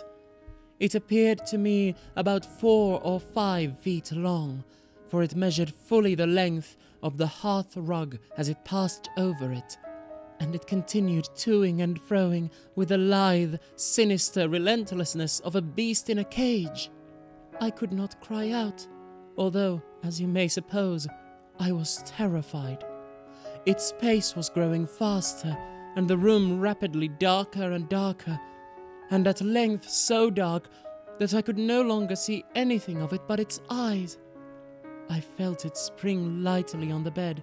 The 2 broad eyes approached my face, and suddenly I felt a stinging pain, as if 2 large needles darted an inch or 2 apart, deep into my breast. I waked with a scream. The room was lighted by the candle that burnt there all through the night, and I saw a female figure standing at the foot of the bed, a little at the right side. It was in a dark, loose dress, and its hair was down and covered its shoulders. A block of stone could not have been more still. There was not the slightest stir of respiration. As I stared at it, the figure appeared to have changed its place and was now nearer the door, then close to it. The door opened, and it passed out. I was now relieved and able to breathe and move. My first thought was that Carmilla had been playing me a trick and that I had forgotten to secure my door. I hastened to it and found it locked as usual on the inside. I was afraid to open it. I was horrified. I sprang into my bed and covered my head up in the bedclothes and lay there more dead than alive till morning. Chapter 7. Descending. It would be vain my attempting to tell you the horror with which, even now, I recall the occurrence of that night. It was no such transitory terror as a dream leaves behind it. It seemed to deepen by time and communicated itself to the room and the very furniture that had encompassed the apparition. I could not bear next day to be alone for a moment. I should have told Papa, but for 2 opposite reasons. At one time I thought he would laugh at my story, and I could not bear it being treated as a jest. And at another, I thought he might fancy that I had been attacked by the mysterious complaint which had invaded our neighborhood. I had myself no misgivings of the kind, and as he had been rather an invalid for some time, I was afraid of alarming him. I was comfortable enough with my good-natured companions, Madame Perrodon and the vivacious Mademoiselle de la Fontaine. They both perceived that I was out of spirits and nervous, and at length I told them what lay so heavy at my heart. Mademoiselle laughed, but I fancied that Madame Perrodon looked anxious. "By the by," said Mademoiselle, laughing, "the long lime tree walk behind Carmilla's bedroom window is haunted." "Nonsense!" exclaimed Madame, who probably thought the theme rather inopportune. "And who tells that story, my dear?" "Martin says that he came up twice when the old yard gate was being repaired before sunrise, and twice saw the same female figure walking down the lime tree avenue." "So he well might, as long as there are cows to milk in the river fields," said Madame. "I dare say, but Martin chooses to be frightened, and never did I see fool more frightened." "You must not say a word about it to Carmilla, because she can see down that walk from her room window," I interposed. And she is, if possible, a greater coward than I. Carmilla came down rather later than usual that day. I was so frightened last night, she said, no soon as we were together. And I am sure I should have seen something dreadful if it had not been for that charm I bought from the poor little hunchback whom I called such hard names. I had a dream of something black coming round my bed, and I awoke in a perfect horror. And I really thought for some seconds I saw a dark figure near the chimney-piece. But I felt under my pillow for my charm, and the moment my fingers touched it, the figure disappeared. And I felt quite certain, only that I had it by me, that something frightful would have made its appearance, and, perhaps, throttled me as it did those poor people we heard of. Well, listen to me, I began, and recounted my adventure, at the recital of which she appeared horrified. And had you the charm near you? She asked earnestly. No, I had dropped it into the china vase in the drawing room, but I shall certainly take it with me tonight, as you have so much faith in it. At this distance of time I cannot tell you or even understand how I overcame my horror so effectually as to lie alone in my room that night. I remember distinctly that I pinned the charm to my pillow. I fell asleep almost instantly, and slept ever more soundly than usual all night. Next night I passed as well. My sleep was delightfully deep and dreamless, but I wakened with a sense of lassitude and melancholy which, however, did not exceed a degree that was almost luxurious. Well, I told you so, said Carmilla when I described my quiet sleep. I had such delightful sleep myself last night. I pinned the charm to the breast of my nightdress. It was too far away the night before. I am quite sure it was all fancy, except the dreams. I used to think that evil spirits made dreams, but our doctor told me it is no such thing. Only a fever passing by, or some other malady, as they so often do, he said, knocks at the door, and not being able to get in, passes on with that alarm. And what do you think the charm is? Said I. It has been fumigated, or immersed in some drug, and it is an antidote against the malaria, she answered. Then it acts only on the body? Certainly. You don't suppose that evil spirits are frightened by bits of ribbon or the perfumes of a druggist's shop? No, these complaints, wandering in the air, begin by trying the nerves, and so infect the brain. But before they can seize upon you, the antidote repels them. That, I am sure, is what the charm has done to us. It is nothing magical, it is simply natural. I should have been happier if I could have quite agreed with Carmilla, but I did my best, and the impression was a little losing its force. For some nights I slept profoundly, but still every morning I felt the same lassitude, and a languor weighed upon me all day. I felt myself a changed girl.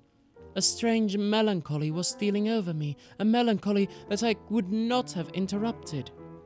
Dim thoughts of death began to open, and an idea that I was slowly sinking took gentle and, somehow, not unwelcome possession of me. If it was sad, the tone of mind which this induced was also sweet. Whatever it might be, my soul acquiesced in it. I would not admit that I was ill. I would not consent to tell my papa, or to have the doctor sent for. Carmilla became more devoted to me than ever, and her strange paroxysms of languid adoration more frequent. She used to gloat on me with increasing ardor the more my strength and spirits waned. This always shocked me, like a momentary glare of insanity. With knowing it, I was now in a pretty advanced stage of the strangest illness under which mortal ever suffered. There was an unaccountable fascination in its earlier symptoms that more than reconciled me to the incapacitating effect of that stage of the malady. This fascination increased for a time, until it reached a certain point, when gradually a sense of the horrible mingled itself with it, deepening, as you shall hear, until it discolored and perverted the whole state of my life. The first change I experienced was rather agreeable. It was very near the turning point from which began the descent of Avernus. Certain vague and strange sensations visited me in my sleep. The prevailing one was of that pleasant, peculiar cold thrill which we feel in bathing when we move against the current of a river. This was soon accompanied by dreams that seemed interminable, and were so vague that I could never recollect their scenery and persons, or any one connected portion of their action. That they left an awful impression, and a sense of exhaustion, as if I had passed through a long period of great mental exertion and danger. After all these dreams, there remained on waking a remembrance of having been in a place very nearly dark, and of having spoken to people whom I could not see, and especially of one clear voice, of a female's, very deep, that spoke as if at a distance, slowly, and producing always the same sensation of indescribable solemnity and fear. Sometimes there came a sensation as if a hand was drawn softly along my cheek and neck. Sometimes it was as if warm lips kissed me, and longer and more lovingly as they reached my throat. But there the caress fixed itself. My heart beat faster, my breathing rose and fell rapidly and full drawn. A sobbing that rose into a sense of strangulation supervened and turned into a dreadful convulsion, in which my senses left me and I became unconscious. It was now 3 weeks since the commencement of this unaccountable state. My sufferings had, during the last week, told upon my appearance.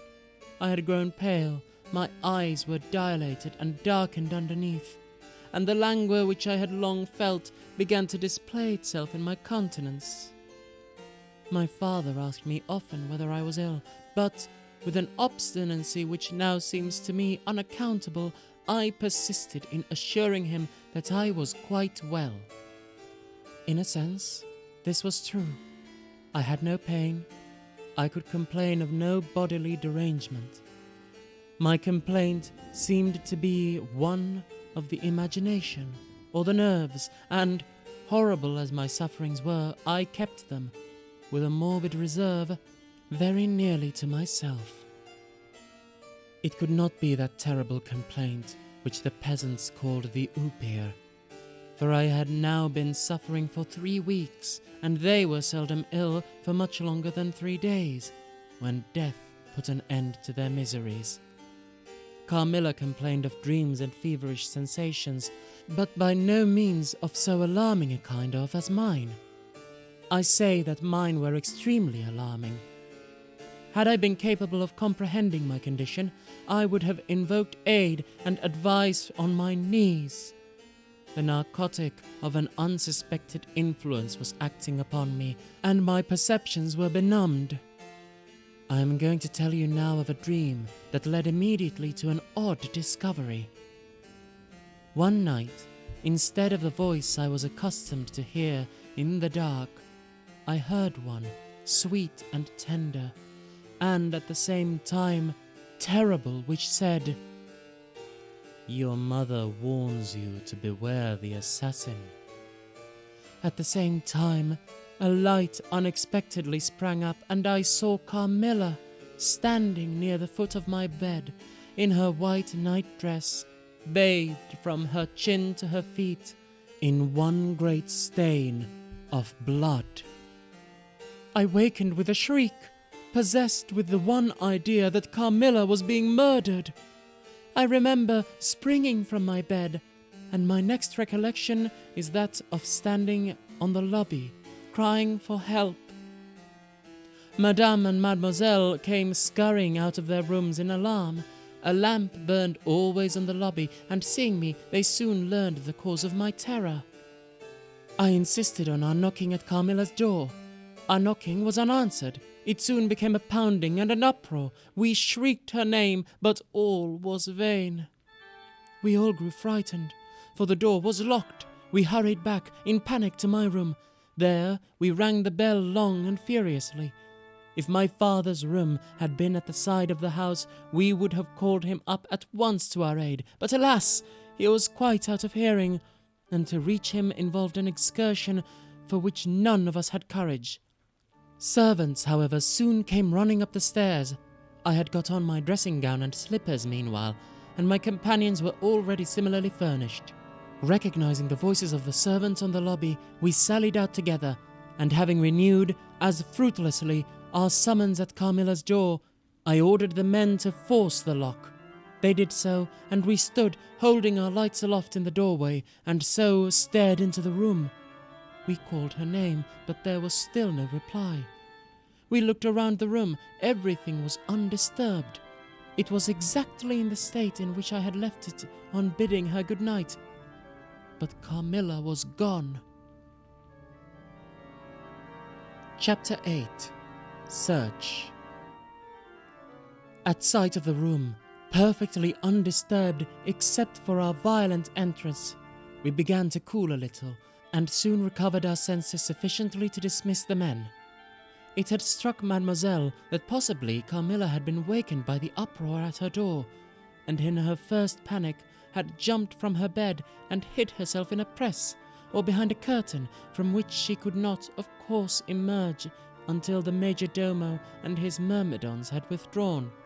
We now recommenced our search, and began to call her by name again. It was all to no purpose. Our perplexity and agitation increased. We examined the windows, but they were secured. I implored of Carmilla, if she had not concealed herself, to play this cruel trick no longer, to come out, and to end our anxieties. It was all useless. I was by this time convinced that she was not in the room, not in the dressing room, the door of which was still locked on this side. She could not have passed it. I was utterly puzzled.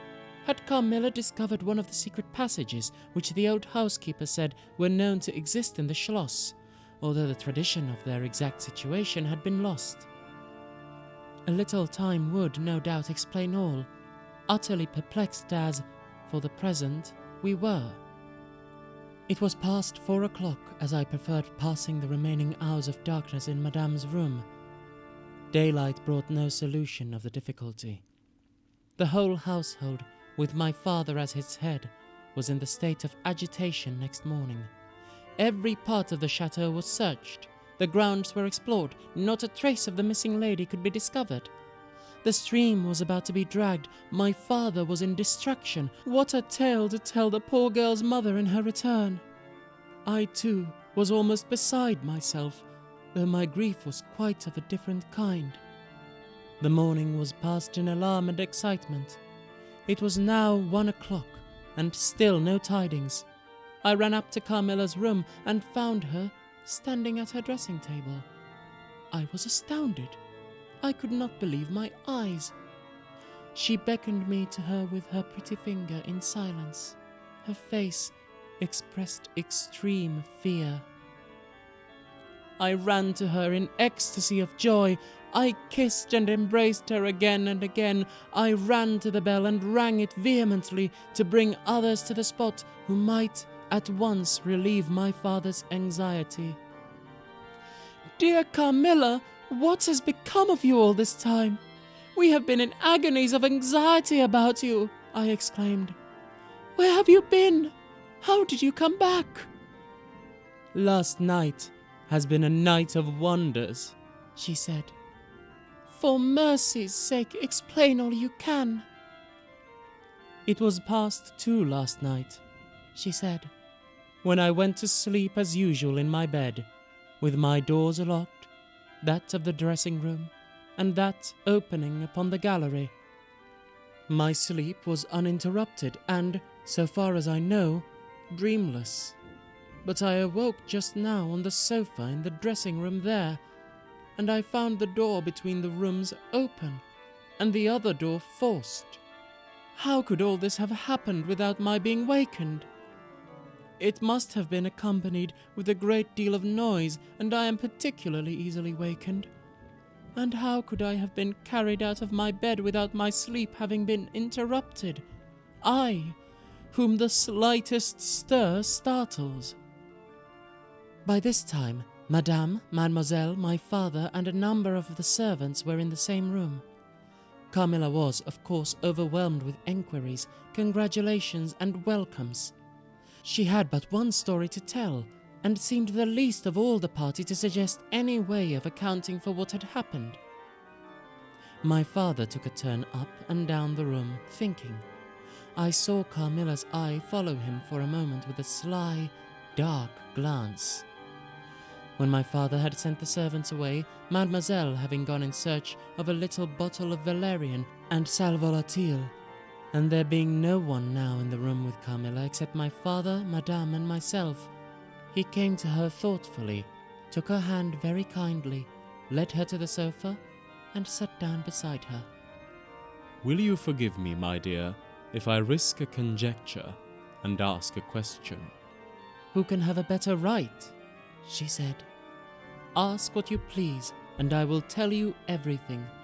But my story is simply one of bewilderment and darkness. I know absolutely nothing. Put any question you please, but you know, of course, the limitations Mamma has placed me under. Perfectly, my dear child. I need not approach the topics on which she desires our silence. Now, the marvel of last night consists in your having been removed from your bed and your room without being wakened, and this removal having occurred apparently while the windows were still secured and the two doors locked upon the inside.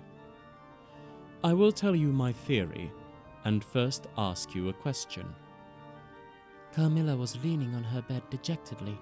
Madame and I were listening breathlessly. Now, my question is this.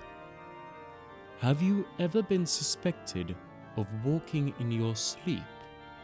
Never, since I was very young indeed. But you did walk in your sleep when you were young. Yes, I know I did. I have been told so often by my old nurse. My father smiled and nodded. Well, what has happened is this. You got up in your sleep, unlocked the door, not leaving the key as usual in the lock, but taking it out and locking it on the outside.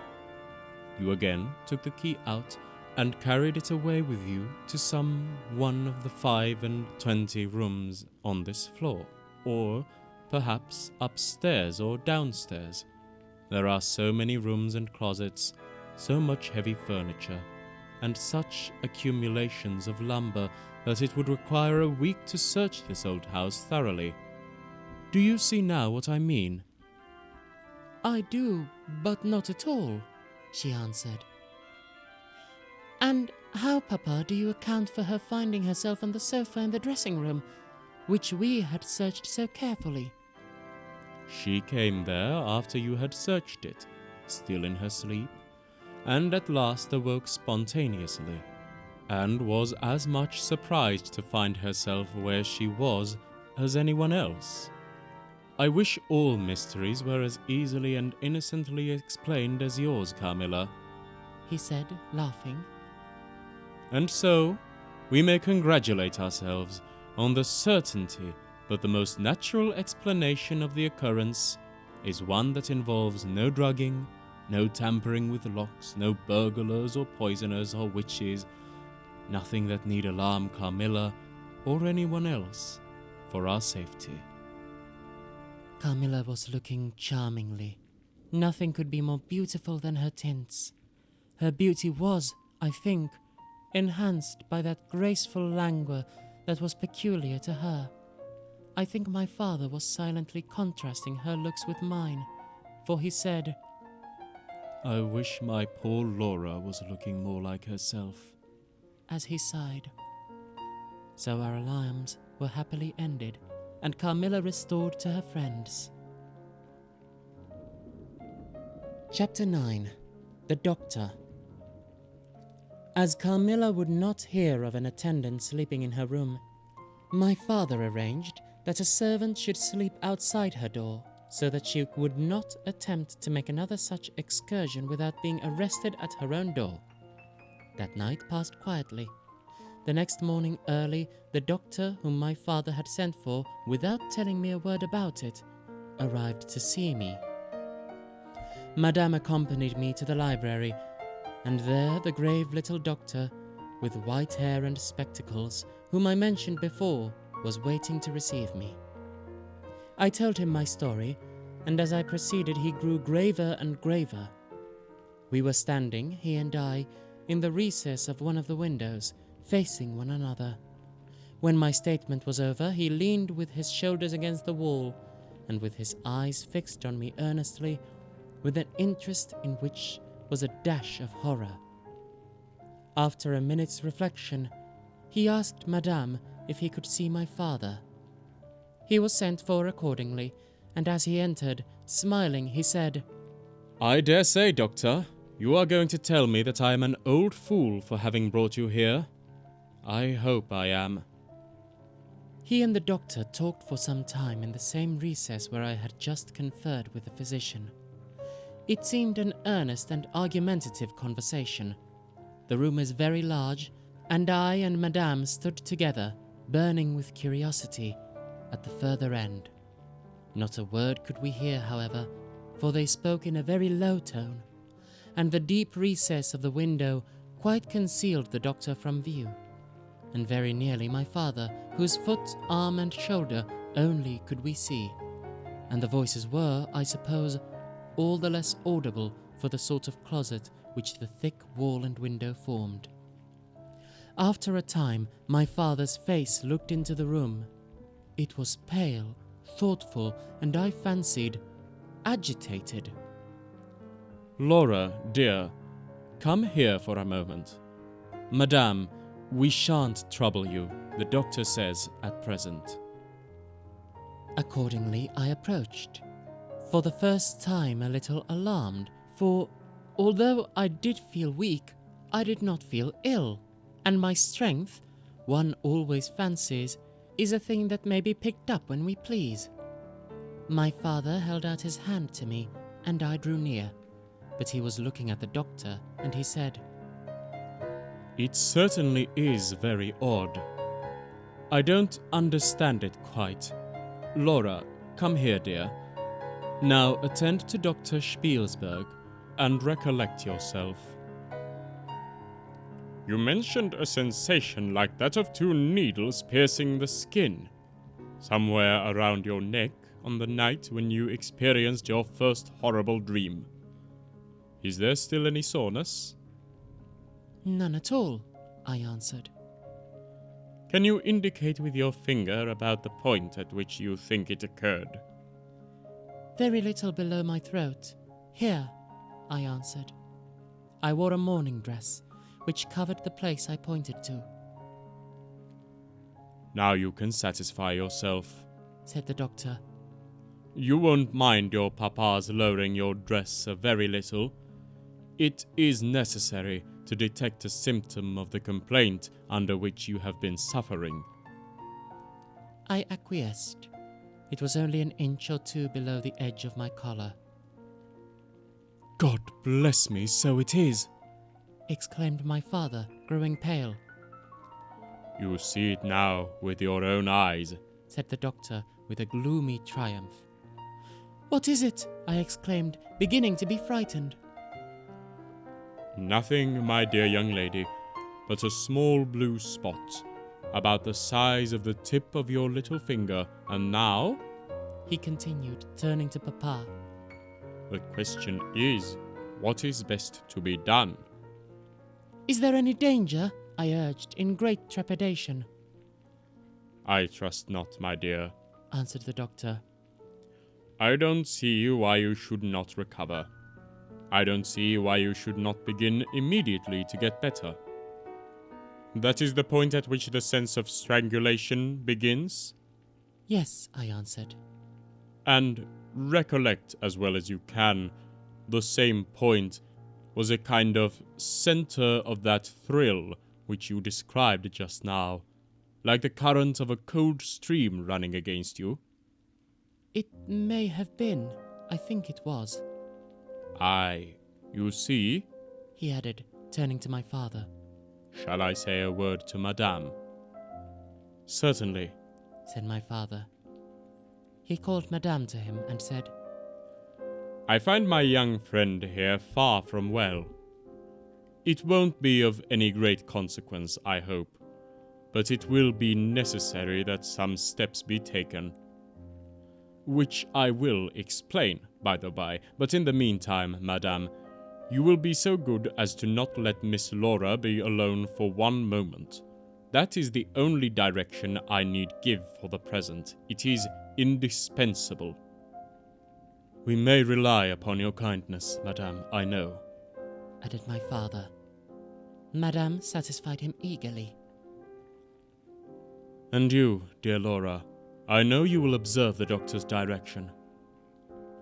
I shall have to ask your opinion upon another patient whose symptoms slightly resemble those of my daughter, that have just been detailed to you. Very much milder in degree, but I believe quite of the same sort. She is a young lady, our guest, but as you say, you will be passing this way again this evening. You can't do better than take your supper here, and you can then see her. She does not come down till the afternoon. I thank you, said the doctor. I shall be with you then, at about 7 this evening. And then they repeated their directions to me and to Madame, and, with this parting charge, my father left us and walked out with the doctor, and I saw them pacing together up and down between the road and the moat, on the grassy platform in the front of the castle, evidently absorbed in earnest conversation. The doctor did not return. I saw him mount his horse there, take his leave, and ride away eastward through the forest. Nearly at the same time I saw the man ride from Dranfield with the letters, and dismount and hand the bag to my father. In the meantime, Madame and I were both busy, lost in conjecture as to the reasons of the singular and earnest direction which the doctor and my father had concurred in imposing. Madame, as she afterwards told me, was afraid the doctor apprehended a sudden seizure, and that, without prompt assistance, I might either lose my life in a fit, or at least be seriously hurt. This interpretation did not strike me, as I fancied, perhaps luckily for my nerves, that the arrangement was prescribed simply to secure a companion who would prevent my taking too much exercise, or eating unripe fruit, or doing any of the 50 foolish things to which young people are supposed to be prone. About half an hour after my father came in, he had a letter in his hand and said, This letter has been delayed. It is from General Spielsdorf. He might have been here yesterday, he may not come till tomorrow, or he may be here today. He put the open letter into my hand, but he did not look pleased as he used when a guest, especially one so much loved as the General, was coming.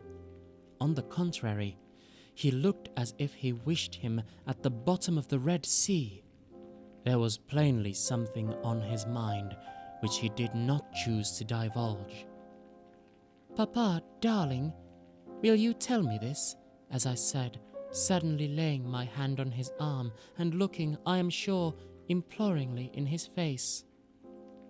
Perhaps, he answered, smoothing my hair, caressing over my eyes. "Does the doctor think me very ill?" No, my dear. He thinks, if right steps are taken, you will be quite well again. At least, on the high road to a complete recovery in a day or two. He answered a little dryly. I wish our good friend the General had chosen any other time, that is, I wish you had been perfectly well to receive him. "But do tell me, Papa," I insisted. What does he think is the matter with me? Nothing. You must not plague me with questions, he answered, with more irritation than I ever remembered him to have displayed before. And seeing that I looked wounded, I suppose, he kissed me and added, You shall know all about it in a day or two. That is, all that I know. In the meantime, you are not to trouble your head about it. He turned and left the room, but came back before I had done wondering and puzzling over the oddity of all this. It was merely to say that he was going to Karnstein and had ordered the carriage to be ready at 12, and that I and Madame should accompany him. He was going to see the priest who lived near those picturesque grounds upon business, and as Carmilla had never seen them, she could follow when she came down with Mademoiselle, who would bring materials for what you call a picnic, which might be laid for us in the ruined castle. At 12 o'clock, accordingly, I was ready, and not long after my father, Madame, and I set out upon our projected drive. Passing the drawbridge, we turned to the right and followed the road over the steep Gothic bridge westward to reach the deserted village and ruined castle of Karnstein. No sylvan drive can be fancied prettier. The ground breaks into gentle hills and hollows, all clothed with beautiful wood, totally destitute of the comparative formality which artificial planting and early culture and pruning impart. The irregularities of the ground often lead the road out of its course and cause it to wind beautifully round the sides of broken hollows and the steeper sides of the hills among varieties of ground almost inexhaustible. Turning one of these points, we suddenly encountered our old friend, the old general, riding towards us, attended by a mounted servant. His portmanteaus were following in a hired wagon, such as we term a cart. The general dismounted and we pulled up and, after the usual greetings, was easily persuaded to accept the vacant seat in the carriage and send his horse on with his servant to the Schloss. Chapter 10. Bereaved. It was about 10 months since we had last seen him, but that time had sufficed to make an alteration of years in his appearance. He had grown thinner. Something of gloom and anxiety had taken the place of that cordial serenity which used to characterize his features. His dark blue eyes, always penetrating, now gleamed with a sterner light from under his shaggy grey eyebrows. It was not such a change as grief alone usually induces, and angrier passions seemed to have had their share in bringing it about.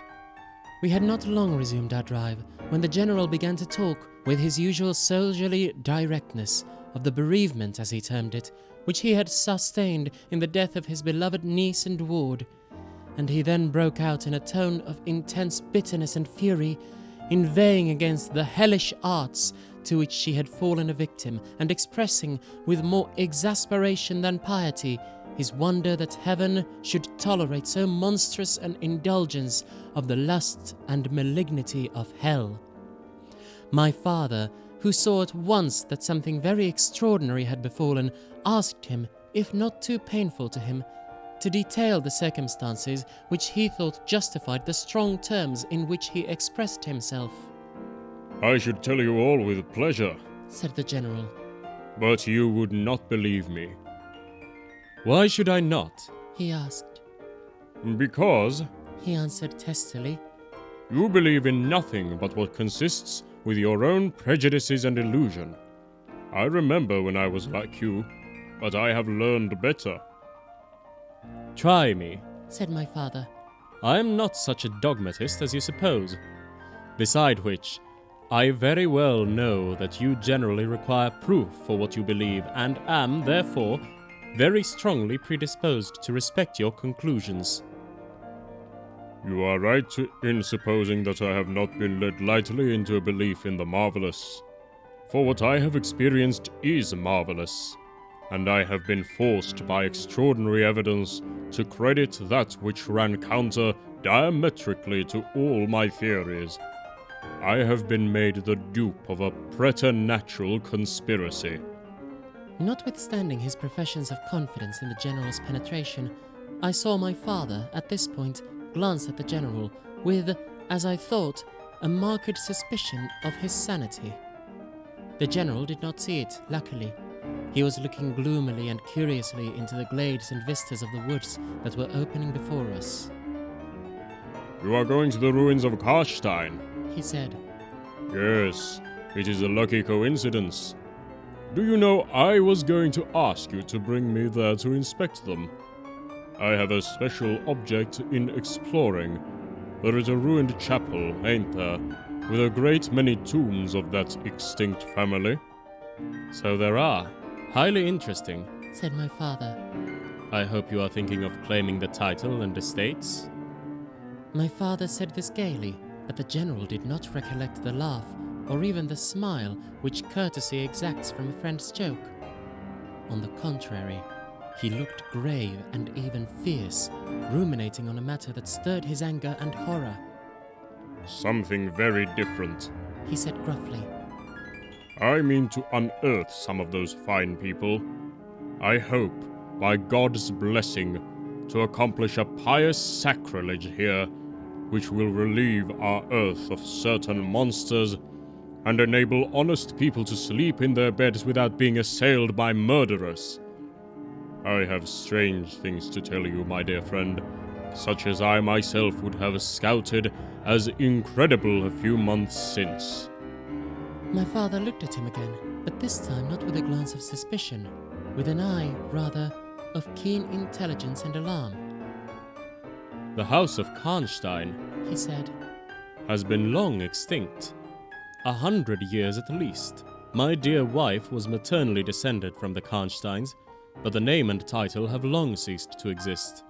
The castle is a ruin. The very village is deserted. It is 50 years since the smoke of a chimney was seen there. Not a roof left. Quite true. I have heard a great deal about that since I last saw you. A great deal that will astonish you. But I had better relate everything in the order in which it occurred. Said the general. You saw my dear ward, my child I may call her. No creature could have been more beautiful, and only 3 months ago, none more blooming. Yes, poor thing.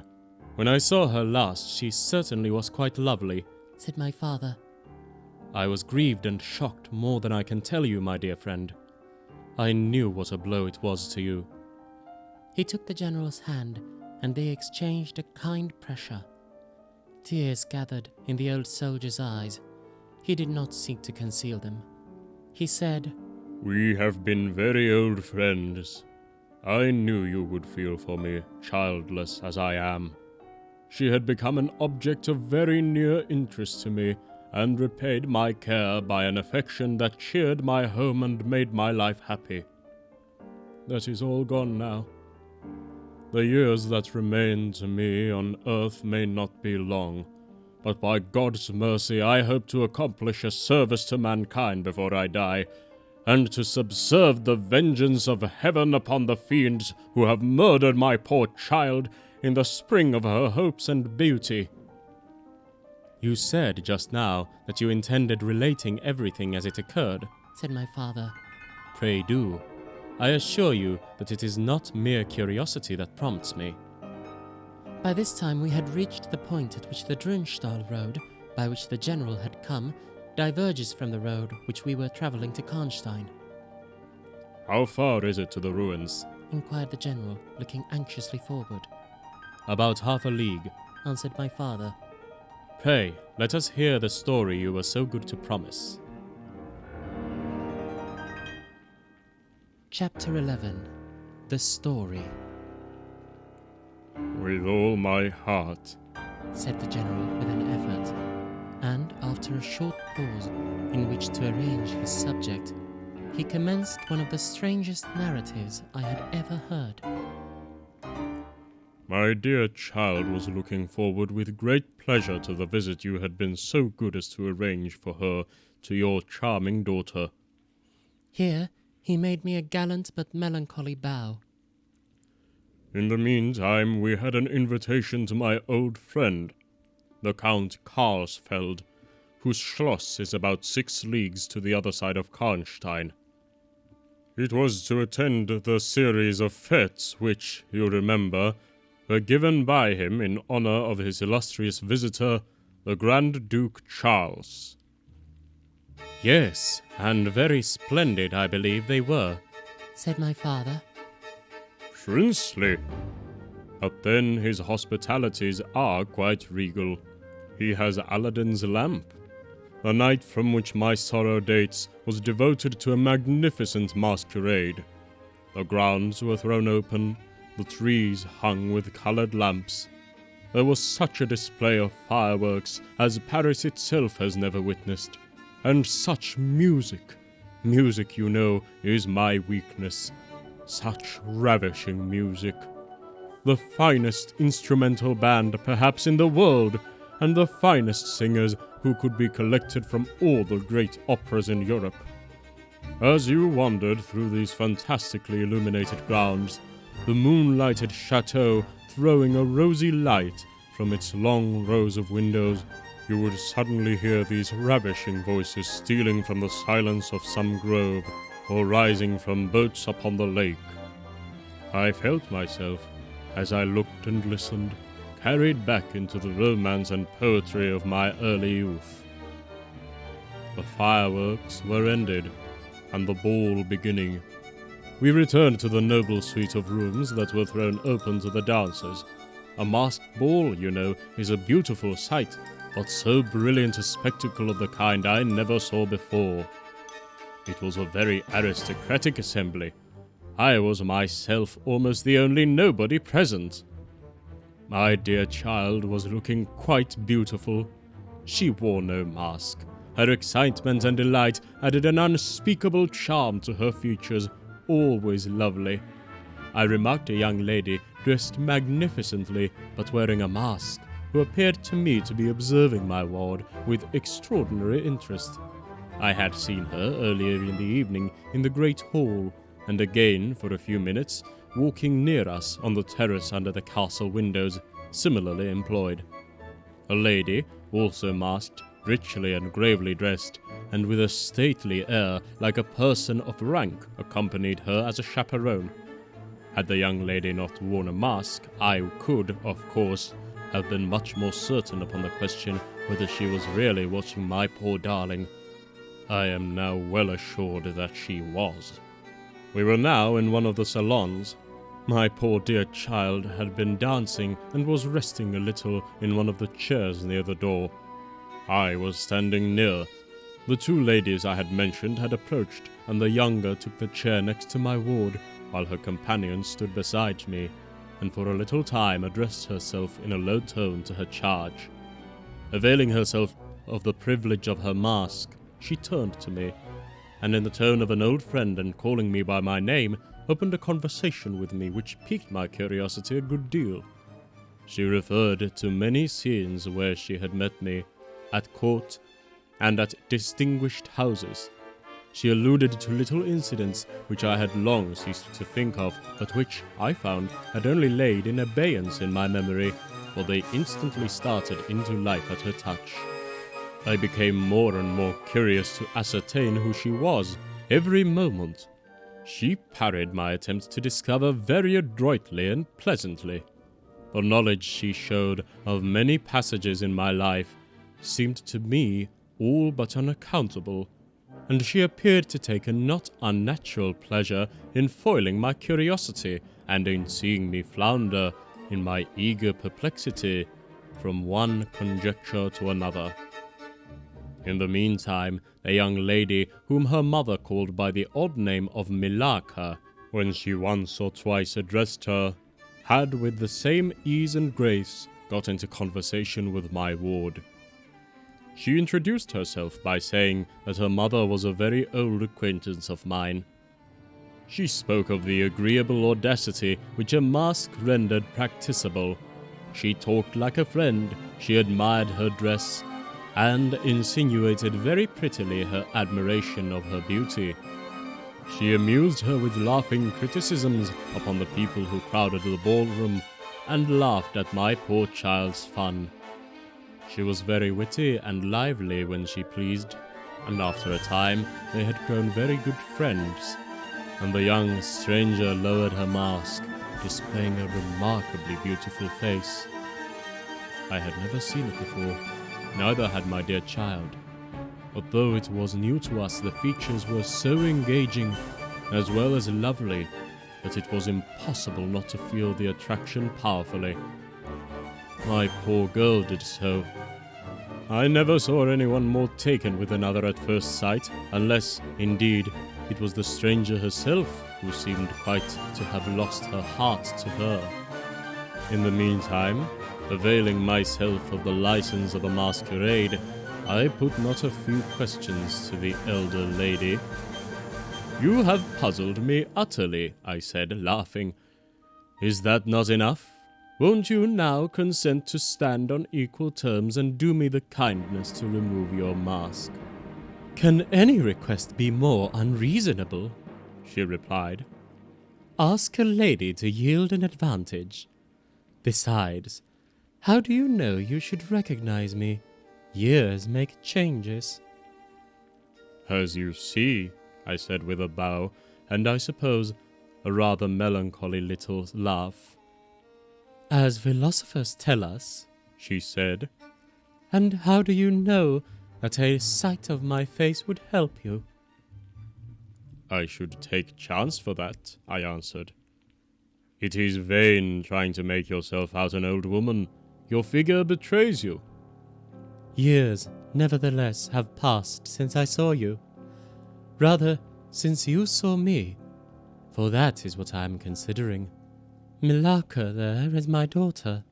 I cannot then be young, even in the opinion of people whom time has taught to be indulgent, and I may not like to be compared with what you remember me. You have no mask to remove. You can offer me nothing in exchange." "My petition is to your pity to remove it." "And mine to yours to let it stay where it is," she replied. "Well then, at least you will tell me whether you are French or German. You speak both languages so perfectly." "I don't think I shall tell you that, General. You intend a surprise, and are meditating the particular point of attack." "At all events, you won't deny this," I said, "that being honored by your permission to converse, I ought to know how to address you. Shall I say, Madame la Comtesse?" She laughed, and she would no doubt have met me with another evasion, if indeed I can treat any occurrence in an interview, every circumstance of which was pre-arranged, as I now believe, with the profoundest cunning, as liable to be modified by accident. "As to that," she began, but she was interrupted almost as she opened her lips by a gentleman dressed in black, who looked particularly elegant and distinguished, with this drawback, that his face was the most deadly pale I ever saw, except in death. He was in no masquerade, in the plain evening dress of a gentleman, and he said without a smile, but with a courtly and unusually low bow, "Will Madame the Countess permit me to say a few words which may interest her?" The lady then quickly turned to him and touched her lip in token of silence. She then said to me, "Keep my place for me, General. I shall return when I have said a few words."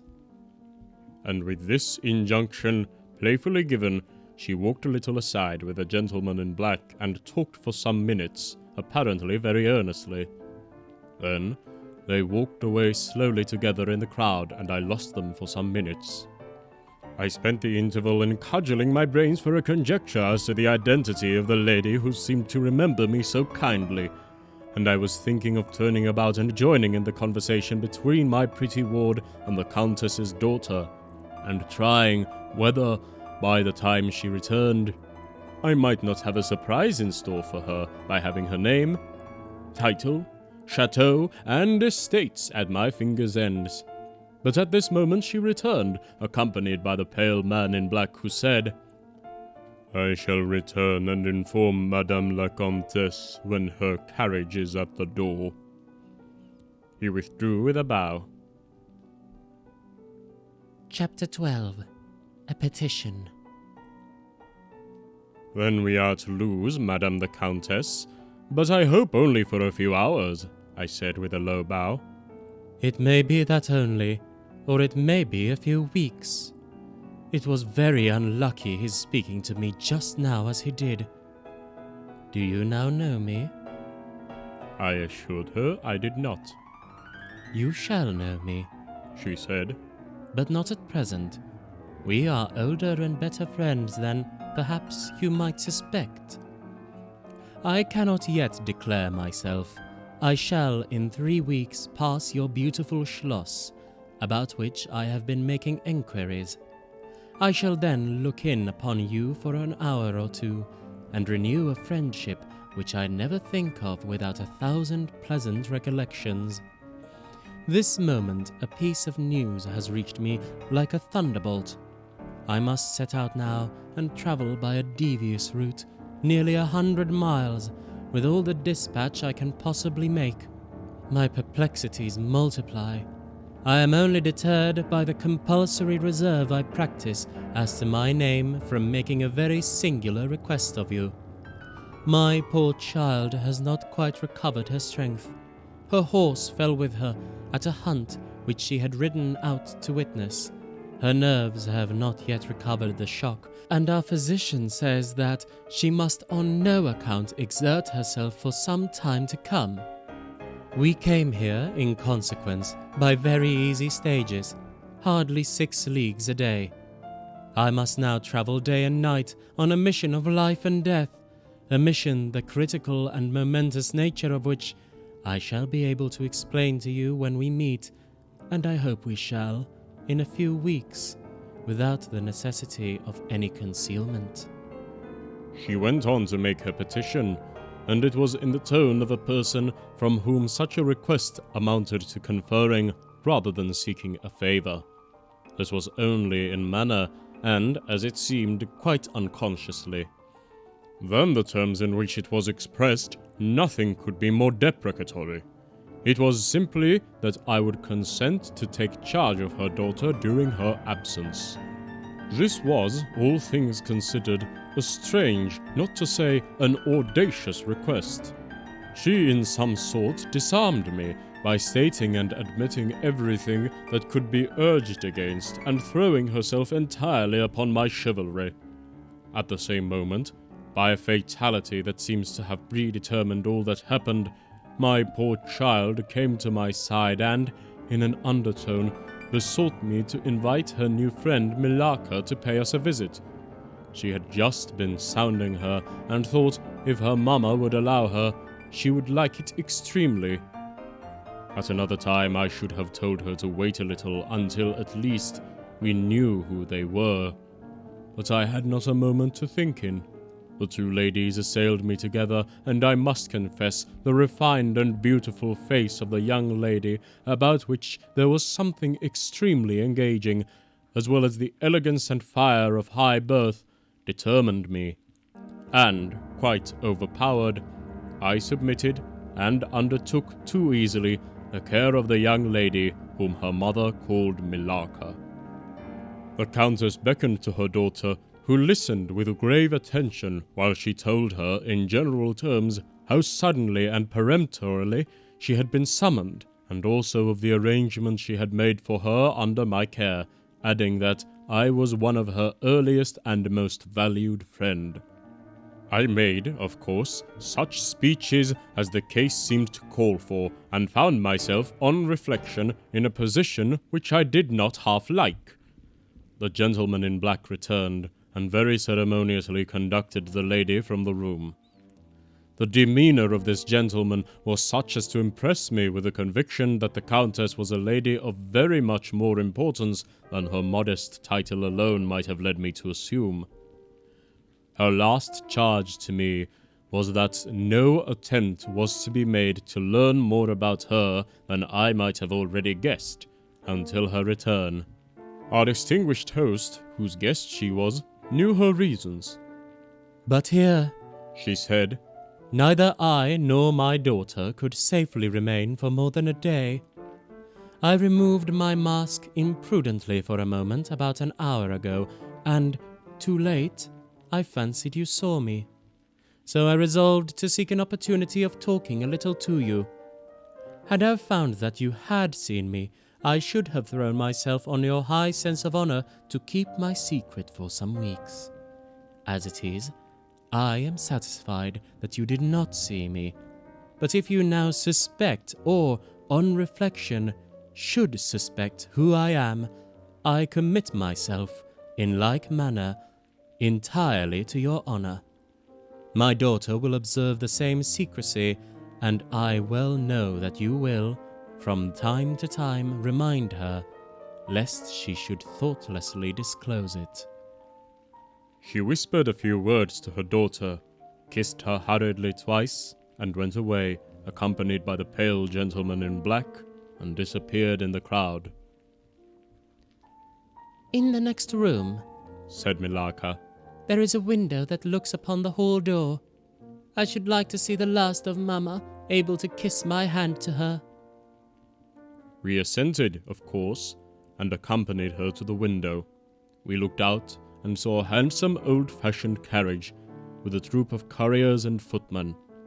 We saw the slim figure of the pale gentleman in black, and he held a thick velvet cloak, and placed it about her shoulders and threw the hood over her head.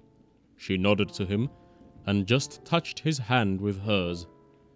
He bowed low repeatedly as the door closed, and the carriage began to move. "She is gone," said Milaka with a sigh.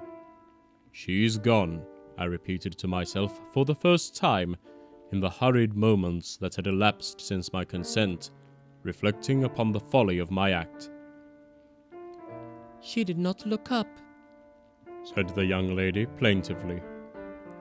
"The Countess has taken off her mask, perhaps, and did not care to show her face," I said, "and she could not know that you were in the window."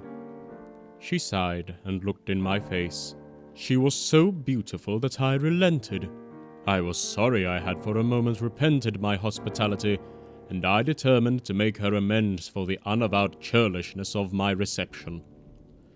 The young lady, replacing her mask, joined my ward in persuading me to return to the grounds, where the concert was soon to be renewed. We did so, and walked up and down the terrace that lies under the castle windows. Milaka became very intimate with us, and amused us with lively descriptions and stories of most of the great people whom we saw upon the terrace. I liked her more and more every minute. Her gossip, without being ill-natured, was extremely diverting to me, who had been so long out of the great world. I thought what life she would give to our sometimes lonely evenings at home. This ball was not over until the next morning's sun had almost reached the horizon. It pleased the Grand Duke to dance till then, so loyal people could not go away or think of bed. We had just got through the crowded saloon when my ward asked me what had become of Milaka. I thought she had been by her side, and she fancied she was by mine. The fact was, we had lost her. All my efforts to find her were vain. I feared that she had mistaken, in the confusion of a momentary separation from us, other people for her new friends, and had, possibly, pursued and lost them in the extensive grounds which were thrown open to us. Now, in its full force, I recognized a new folly in my having undertaken the charge of a young lady without so much as knowing her name, and fettered as I was by promises of the reasons for imposing which I knew nothing, I could not even point my inquiries by saying that the missing young lady was the daughter of the Countess, who had taken her departure a few hours before. Morning broke. It was clear daylight before I gave up my search. It was not till nearly 2 o'clock next day that we heard anything from my missing charge. At about that time a servant knocked at my niece's door to say that he had been earnestly requested by a young lady, who appeared to be in great distress, to make out where she could find the General Baron Spielsdorf and the young lady his daughter, in whose charge she had been left by her mother. There could be no doubt, notwithstanding the slight inaccuracy, that our young friend had turned up, and so she had. Would to heaven we had lost her. She told my poor child a story to account for her having failed to recover us for so long. Very late, she said, she had got to the housekeeper's bedroom in despair of finding us, and had then fallen into a deep sleep which, long as it was, had hardly sufficed to recruit her strength after the fatigues of the ball. That day, Milaka came home with us. I was only too happy, after all, to have secured so charming a companion for my dear girl. Chapter 13. The Woodman. There soon, however, appeared some drawbacks. In the first place, Milaka complained of extreme languor, the weakness that remained after her late illness, and she never emerged from her room till the afternoon was pretty far advanced. In the next place, it was accidentally discovered, although she always locked her door on the inside and never disturbed the key from its place till she admitted the maid to assist at her toilet, that she was undoubtedly sometimes absent from her room in the very early morning and at various times later in the day, before she wished it to be understood that she was stirring. She was repeatedly seen from the windows of the Schloss, in the first faint grey of the morning, walking through the trees in an easterly direction and looking like a person in a trance. But this hypothesis did not solve the puzzle. How did she pass out from her room, leaving the door locked on the inside? How did she escape from the house without unbarring door or window? In the midst of my perplexities, an anxiety of a far more urgent kind presented itself. My dear child began to lose her looks and health, and that in a manner so mysterious and even horrible that I became thoroughly frightened. She was at first visited by appalling dreams, then, as she fancied, by a spectre, sometimes resembling Milaka, sometimes in the shape of a beast, indistinctly seen walking round the foot of her bed from side to side. Lastly came sensations. One, not unpleasant, but very peculiar, she said, resembled the flow of an icy stream against her breast. At a later time, she felt something like a pair of large needles piercing her, a little below the throat, like a very sharp pain. A few nights after, followed a gradual and convulsive sense of strangulation. Then came unconsciousness. I could hear distinctly every word the kind old general was saying, because by this time we were driving upon the short grass that spreads on either side of the roads as you approach the roofless village that had not shown the smoke of a chimney for more than half a century. You may now guess how strangely I felt as I heard my own symptoms so exactly described in those which had been experienced by the poor girl who, but for the catastrophe which followed, would have been at that moment a visitor at my father's chateau. You may suppose also how I felt as I heard him detail habits and mysterious peculiarities which were, in fact, those of our beautiful guest Carmilla. A vista opened in the forest. We were on a sudden under the chimneys and gables of the ruined village, and the towers and battlements of the dismantled castle, round which gigantic trees are grouped, overhung us from the slight eminence.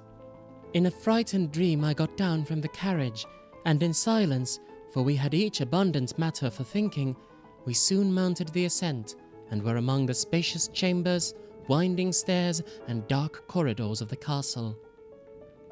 And this was once the palatial residence of the Karnsteins, said the old general at length, as from a great window he looked out across the village and saw the wide, undulating expanse of forest.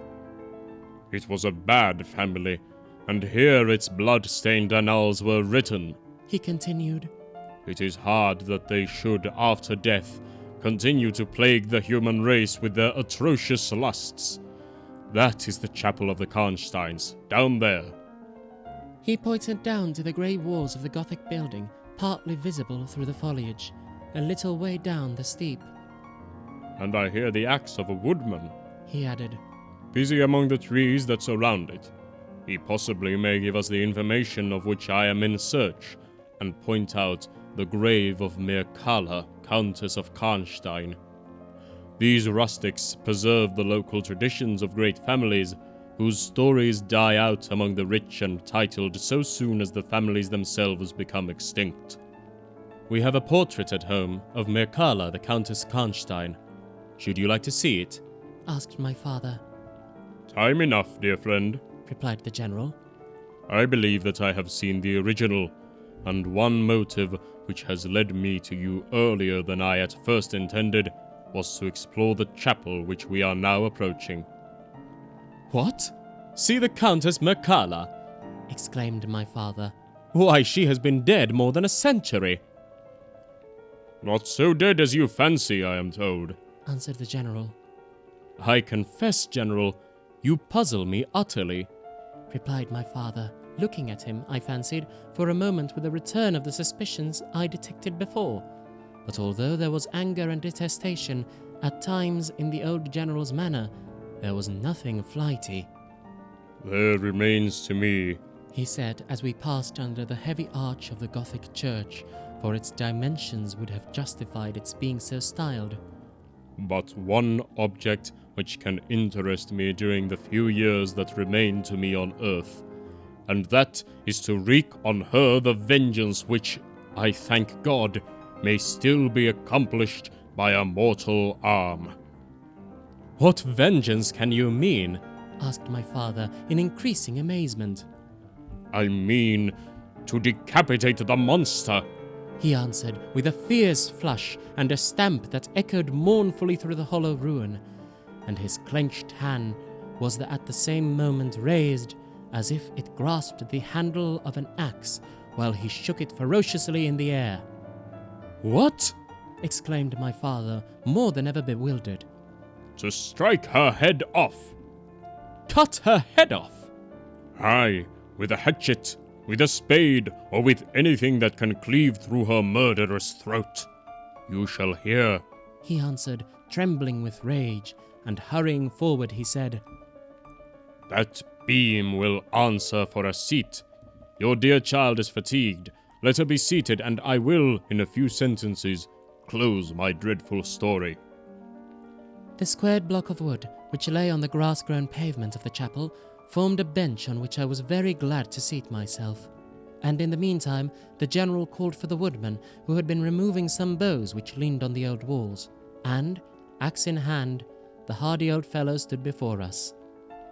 He could not tell us anything of these monuments, but there was an old man, he said, a ranger of this forest, at present sojourning in the house of the priest, about 2 miles away, who could point out every monument of the old Karnstein family, and, for a trifle, he undertook to bring him back with him, if we would lend him one of our horses in little more than half an hour. Have you been long employed in this forest? Asked my father of the old man.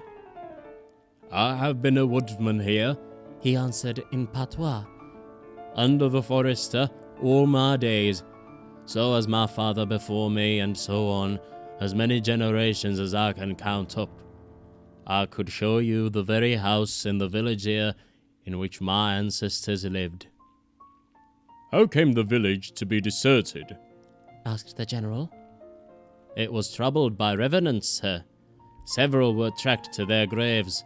They detected by the usual tests, and distinguished in the usual way by decapitation, by the stake, and by burning, but not until many of the villagers were killed. But after all these proceedings according to law, He continued, so many graves opened, and so many vampires deprived of their horrible animation, the village was not relieved. But a Moravian nobleman who happened to be travelling this way heard how matters were, and being skilled, as many people are in this country, in such affairs, he offered to deliver the village from its tormentor. He did so thus. There being a bright moon that night, he ascended, shortly after sunset, the towers of the chapel here, from whence he could distinctly see the churchyard beneath him. You can see it from that window. From this point he watched until he saw the vampire come out of his grave and place near it the linen clothes in which he had been folded, and then glide away toward the village to plague its inhabitants. The stranger, having seen all this, came down from the steeple, took the linen wrappings of the vampire, and carried them up to the top of the tower, which he then again mounted.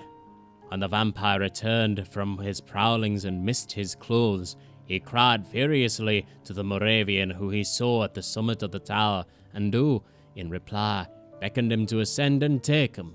Whereupon the vampire, accepting the invitation, began to climb the steeple, and so soon as he touched the battlements, the Moravian, with a stroke of his sword, clove his skull in twain, hurling him down to the churchyard, whither, descending by the winding stairs, the stranger followed and cut his head off. The next day delivered it and the body to the villagers, who duly impaled and burnt them. This Moravian nobleman had authority from the then head of the family to remove the tomb of Mircala, Countess Karnstein, which he did effectually, so that in a little while its site was quite forgotten. Can you point out where it stood? Asked the general eagerly. The forester shook his head and smiled. Not a living soul could tell you that now, he said. Besides, they say a body was removed, but no one is sure of that either. Having thus spoken, as time pressed, he dropped his axe and departed, leaving us to hear the remainder of the general's strange story. Chapter 14. The Meeting. My beloved child, he resumed, was now growing rapidly worse. The physician who attended her had failed to produce the slightest impression upon her disease, for such I then supposed it to be. He saw my alarm and suggested a consultation. I called in an abler physician from Graz. Several days elapsed before he arrived. He was a good and pious as well as a learned man. Having seen my poor ward together, they withdrew to my library to confirm and discuss. I, from the adjoining room, where I awaited their summons, heard these two gentlemen's voices raised in something sharper than a distinctly philosophical discussion. I knocked at the door and entered. I found the old physician from Graz maintaining his theory. His rival was combating it with undisguised ridicule, accompanied with bursts of laughter. This unseemly manifestation subsided, and the altercation ended on my entrance. "Sir," said my first physician, "my learned brother seems to think you want a conjurer and not a doctor." "Pardon me," said the old physician from Graz, looking displeased. "I shall state my own view on the case in my own way another time. I grieve, Monsieur le General, that by my skill and science I can be of no use. Before I go, I shall do myself the honor to suggest something to you." He seemed thoughtful, and sat down at a table and began to write. Profoundly disappointed, I made my bow, and as I turned to go, the other doctor pointed over his shoulder to his companion who was writing, and then, with a shrug, significantly touched his forehead. This consultation then left me precisely where I was. I walked out into the grounds, all but distracted. The doctor from Graz, in 10 or 15 minutes, overtook me. He apologized for having followed me, but said that he could not conscientiously take his leave without a few words more. He told me that he could not be mistaken. No natural disease exhibited the same symptoms, and that death was already very near. There remained, however, a day or possibly 2 of life. If the fatal seizure were at once arrested, with great care and skill, her strength might possibly return. But all hung now upon the confines of the irrevocable. One more assault might extinguish the last spark of vitality which is, every moment, ready to die. "And what is the nature of the seizure you speak of?" I entreated. "I have stated all fully in this note, which I place in your hands upon the distinct condition that you send for the nearest clergyman, and open my letter in his presence, and on no account read it till he is with you. You would despise it else, and it is a matter of life and death. Should the priest fail you, then indeed you may read it." He asked me, before taking his leave finally, whether I would wish to see a man curiously learned upon the very subject, which, after I had read his letter, would probably interest me above all others. and he urged me earnestly to invite him to visit him there, and so took his leave. The ecclesiastic was absent, and I read the letter by myself. At another time, or in another case, it might have excited my ridicule. But into what quackeries will not people rush for a last chance, where all accustomed means have failed, and the life of a beloved object is at stake? Nothing, you will say, could be more absurd than the learned man's letter. It was monstrous enough to have consigned him to a madhouse. He said that the patient was suffering from visits of a vampire. The punctures which she described as having occurred near the throat were, he insisted, the insertion of those two long, thin, and sharp teeth which, it is well known, are peculiar to vampires. And there could be no doubt, he added, that to the well-defined presence of the small livid marks, which all concurred in describing as that induced by the demon's lips, and every symptom described by the sufferer was in exact conformity with those recorded in every case of a similar visitation. Being myself wholly skeptical as to the existence of any such portent as the vampire, the supernatural theory of the good doctor furnished, in my opinion, but another instance of learning and intelligence oddly associated with some one hallucination. I was so miserable, however, that, rather than try nothing, I acted upon the instructions of the letter. I concealed myself in the dark dressing-room that opened upon the poor patient's room, in which a candle was burning, and watched there till she was fast asleep.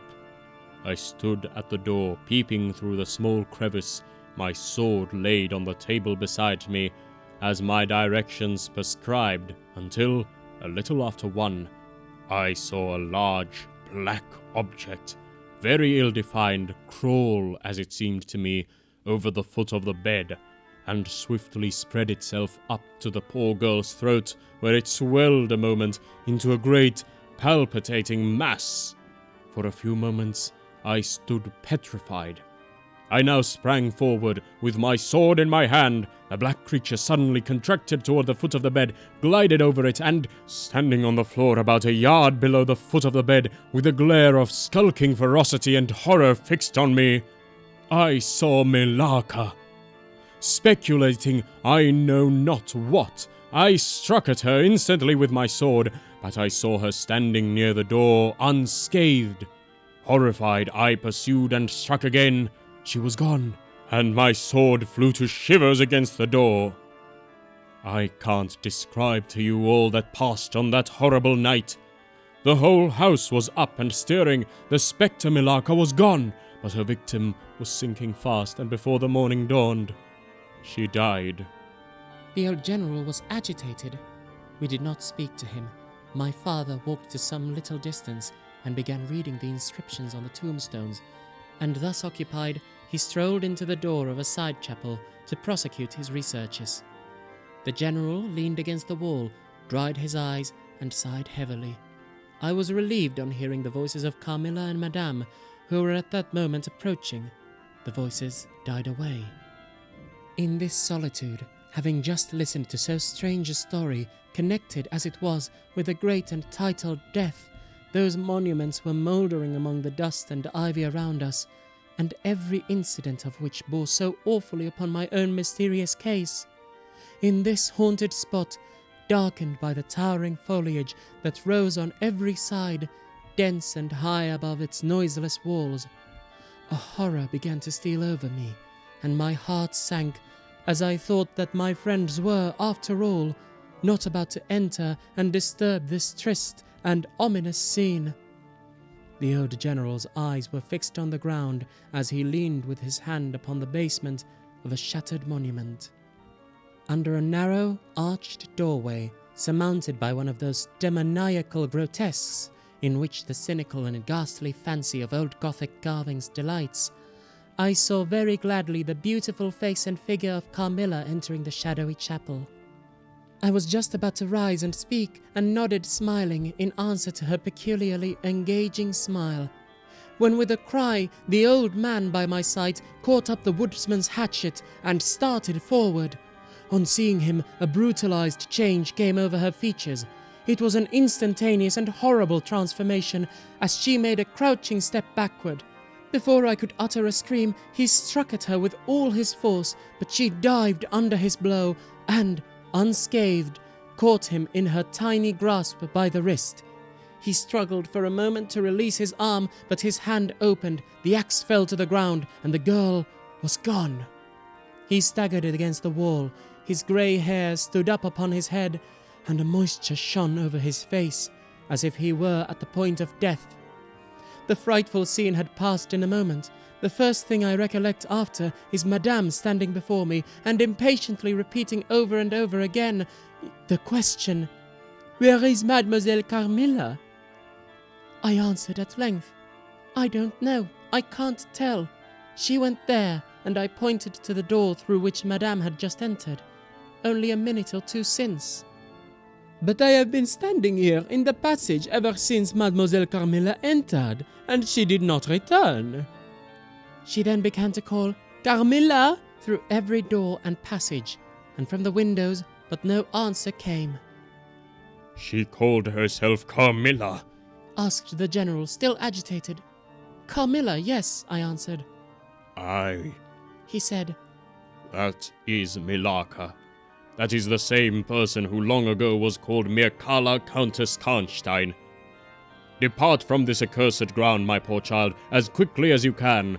Drive to the clergyman's house, and stay there till we come. Begone! May you never behold Carmilla more. You will not find her here." Chapter 15. Ordeal and Execution.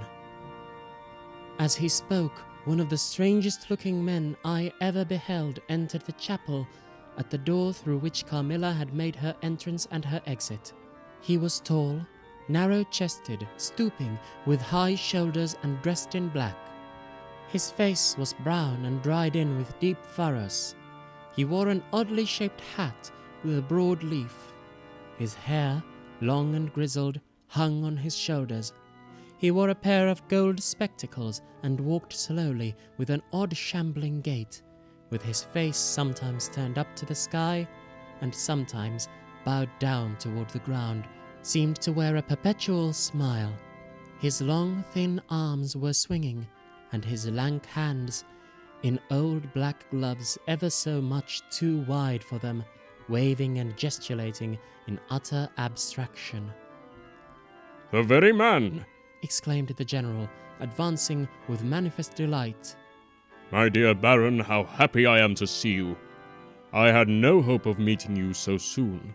He signed to my father, who had by this time returned, and leading the fantastic old gentleman, whom he called the Baron, to meet him. He introduced him formally, and they at once entered into earnest conversation. The stranger took a roll of paper from his pocket and spread it on the worn surface of a tomb that stood by. He had a pencil case in his fingers, with which he traced imaginary lines from point to point on the paper, which, from their often glancing from it together at certain points of the building, I concluded to be a plan of the chapel. He accompanied what I may term this lecture with occasional readings from a dirty little book whose yellow leaves were closely written over. They sauntered together down the side aisle, opposite to the spot where I was standing, conversing as they went.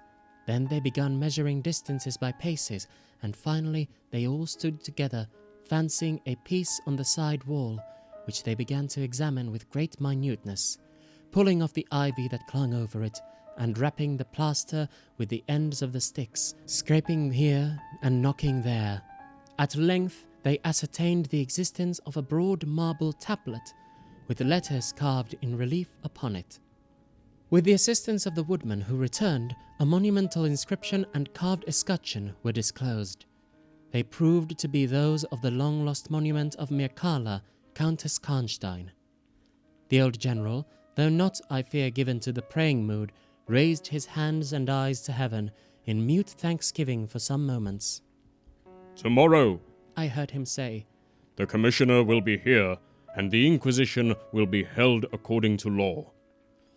Then, turning to the old man with the gold spectacles, whom I have described, he shook him warmly by both hands and said, "Baron, how can I thank you? How can we all thank you? You will have delivered the region from a plague that has scourged its inhabitants for more than a century. The horrible enemy, thank God, is at last tracked." My father led the stranger aside, and the general followed. I knew that he had led them out of hearing, that he might relate my case, and I saw them glance over quickly at me as the discussion proceeded. My father came to me, kissed me again, and leading me from the chapel said, "It is time to return. But before we go home, we must add to our party the good priest, who lives but a little way from this, and persuade him to accompany us to the Schloss." In this quest we were successful, and I was glad, being unspeakably fatigued when we reached home. But my satisfaction was changed to dismay on discovering that there was no tidings of Carmilla. Of the scene that had occurred in the ruined chapel, no explanation was offered to me, and it was clear that it was a secret which my father for the present determined to keep from me. The sinister absence of Carmilla made the remembrance of the scene more horrible to me. The arrangements for that night were singular. 2 servants and Madame were to sit up in my room that night, and the ecclesiastic with my father kept watch in the adjoining dressing room. The priest had performed certain solemn rites that night, the purpose of which I did not understand any more than I comprehended the reason of this extraordinary precaution taken for my safety during sleep. I saw all clearly a few days later. The disappearance of Carmilla was followed by the discontinuance of my nightly sufferings. You have heard, no doubt, of the appalling superstition that prevails in Upper and Lower Styria, in Moravia, Cilicia, in Turkish Servia, in Poland, even in Russia, the superstition, so we must call it, of the vampire. If human testimony, taken with every care and solemnity judicially before commissions innumerable, each consisting of many members, all chosen for integrity and intelligence, and constituting reports more voluminous perhaps than exist upon any one other class of cases, is worth anything, it is difficult to deny or even to doubt the existence of such a phenomenon as the vampire. For my part, I heard no theory by which to explain what I myself have witnessed and experienced, other than that supplied by the ancient and well-attested belief of the country. The next day the formal proceedings took place in the chapel of Karnstein. The grave of the Countess Milaka was opened, and the general and my father recognized each his perfidious and beautiful guest in the face now disclosed to view. The features, though 150 years had passed since her funeral, were tinted with the warmth of life. Her eyes were open. No cadaverous smell exhaled from the coffin. The 2 medical men, one officially present, the other on the part of the promoter of the enquiry, attested the marvelous fact that there was a faint but appreciable respiration and a corresponding action of the heart. The limbs were perfectly flexible, the flesh elastic, and the leaden coffin floated with blood, in which, to a depth of 7 inches, the body lay immersed. Here, then, were all the admitted signs and proofs of vampirism. The body, therefore, in accordance with the ancient practices, was raised, and a sharp stake driven through the heart of the vampire, who uttered a piercing shriek at the moment, in all respects such as might escape from a living person in the last agony. Then the head was struck off, and a torrent of blood flowed from the severed neck. The body and head were next placed on a pile of wood and reduced to ashes, which were thrown upon the river and borne away, and that territory has never since been plagued by the visits of a vampire. My father has a copy of the report of the Imperial Commission with the signatures of all who were present at these proceedings, attached in verification of the statement. It is from this official paper that I have summarized my account of this last shocking scene. Chapter 16. Conclusion. I write all this, you suppose, with composure, but far from it. I cannot think of it without agitation. Nothing but your earnest desire so repeatedly expressed could have induced me to sit down to a task that has unstrung my nerves for months to come, and reintroduced a shadow of the unspeakable horror which years after my deliverance continued to make my days and nights dreadful, and solitude insupportably terrific. Let me add a word or two about that quaint Baron Vordenburg, to whose curious lore we were indebted for the discovery of the Countess Milaka's grave. He had taken up his abode in Graz, where, living upon a mere pittance, which was all that remained to him of the once pricely estates of his family in Upper Styria, he devoted himself to the minute and laborious investigation of the marvelously authenticated tradition of vampirism. He had at his fingers' ends all the great and little works upon the subject: Magia Posthuma, Phlegon de Mirabilibus, Augustinus de Cura pro Mortuis, Philosophicae et Christianae Cogitationes de Vampiris by John Christopher Herenberg, and 1,000 others, among which I remember only a few of those which he lent to my father. He had a voluminous digest of all the judicial cases, from which he had extracted a system of principles that appear to govern, some always and others occasionally only, the condition of the vampire. I may mention in passing that the deadly pallor attributed to that sort of revenants is a mere melodramatic fiction. They present in the grave, as when they show themselves in human society, the appearance of healthy life. When disclosed to light in their coffins, they exhibit all the symptoms that are enumerated as those which proved the vampire life of the long-dead Countess Karnstein. How they escape from their graves and return to them for certain hours every day without displacing the clay or leaving any trace of disturbance in the state of the coffin or the cerements, has always been admitted to be utterly inexplicable. The amphibious existence of the vampire is sustained by daily renewed slumber in the grave. Its horrible lust for living blood supplies the vigor of its waking existence. The vampire is prone to be fascinated with an engrossing vehemence resembling the passion of love by particular persons. In pursuit of these, it will exercise inexhaustible patience and stratagem, for access to a particular object may be obstructed in 100 ways. It will never desist until it has satiated its passion and drained the very life of its coveted victim.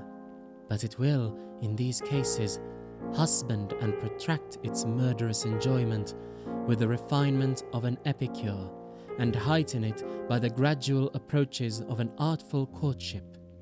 In these cases, it seems to yearn for something like sympathy and consent. In ordinary ones, it goes direct to its object, overpowers with violence, and strangles and exhausts often at a single feast. The vampire is, apparently, subject in certain situations to special conditions. In the particular instance of which I have given you a relation, Mircalla seemed to be limited to a name which, if not her real one, should at least reproduce, without the omission or addition of a single letter, those, as we say, anagrammatically, which compose it. Carmilla did this, so did Milaka. My father related to the Baron Vonderburg, who remained with us for 2 or 3 weeks after the expulsion of Carmilla, the story about the Moravian nobleman and the vampire at Karnstein churchyard, and then he asked the Baron about how he had discovered the exact position of the long-concealed tomb of the Countess Milaka. The Baron's grotesque features puckered up into a mysterious smile. He looked down, still smiling on his worn spectacle case, and fumbled with it. Then looking up, he said, "I have many journals and other papers written by that remarkable man. A most curious among them is one treating of the visit of which you speak to Karnstein. The tradition, of course, discolors and distorts a little. He might have been termed a Moravian nobleman, for he had changed his abode to that territory and was, beside a noble.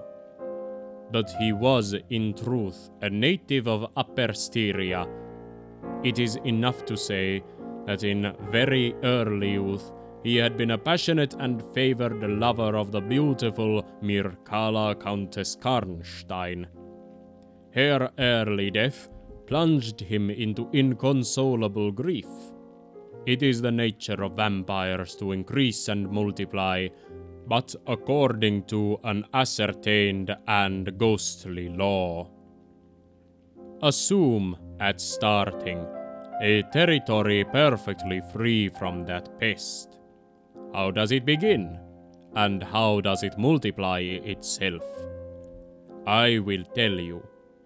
A person, more or less wicked, puts an end to himself, a suicide, under certain circumstances, becomes a vampire. That spectre visits living people in their slumbers. They die, and almost invariably, in the grave, develop into vampires. This happened in the case of the beautiful Mircalla, who was haunted by one of those demons. My ancestor, Fordenburg, whose title I still bear, soon discovered this, and in the course of the studies to which he devoted himself, learned a great deal more. Among other things, he concluded that suspicion of vampirism would probably fall, sooner or later, upon the dead countess, who in life had been his idol. He conceived a horror, be she what she might, of her remains being profaned by the outrage of a posthumous execution. He has left a curious paper to prove that the vampire, on its expulsion from its amphibious existence, is projected into a far more horrible life, and he resolved to save his once beloved Mircalla from this. He adopted the stratagem of a journey here, a pretended removal of her remains, and a real obliteration of her monument. When age had stolen upon him, and from the veil of years he looked back on the scenes he was leaving, he considered, in a different spirit, what he had done, and a horror took possession of him. He made the tracings and notes which have guided me to the very spot, and drew up a confession of the deception that he had practiced. If he had intended any further action in this matter, death prevented him, and the hand of a remote descendant has, too late for many, directed the pursuit to the lair of the beast. We talked a little more, and among other things he said was this. One sign of the vampire is the power of the hand. A slender hand of Mircalla closed like a vice of steel on the general's wrist when he raised the hatchet to strike. But its power is not confined to its grasp. It leaves a numbness in the limb it seizes, which is slowly, if ever, recovered from. The following spring my father took me a tour through Italy. We remained away for more than a year. It was long before the terror of recent events subsided, and to this hour the image of Carmilla returns to memory with ambiguous alternations.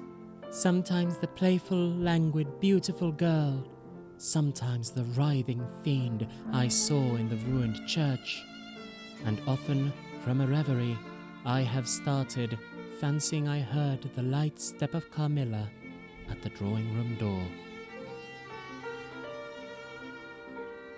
What a delightful tale, and I do mean it.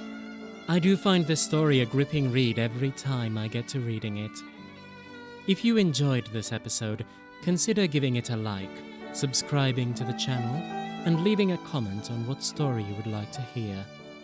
As for next story, due to friends in a group chat I'm in asking me to do it, because it is its 20th anniversary and because I have not yet read it, next time I'm discussing My Immortal.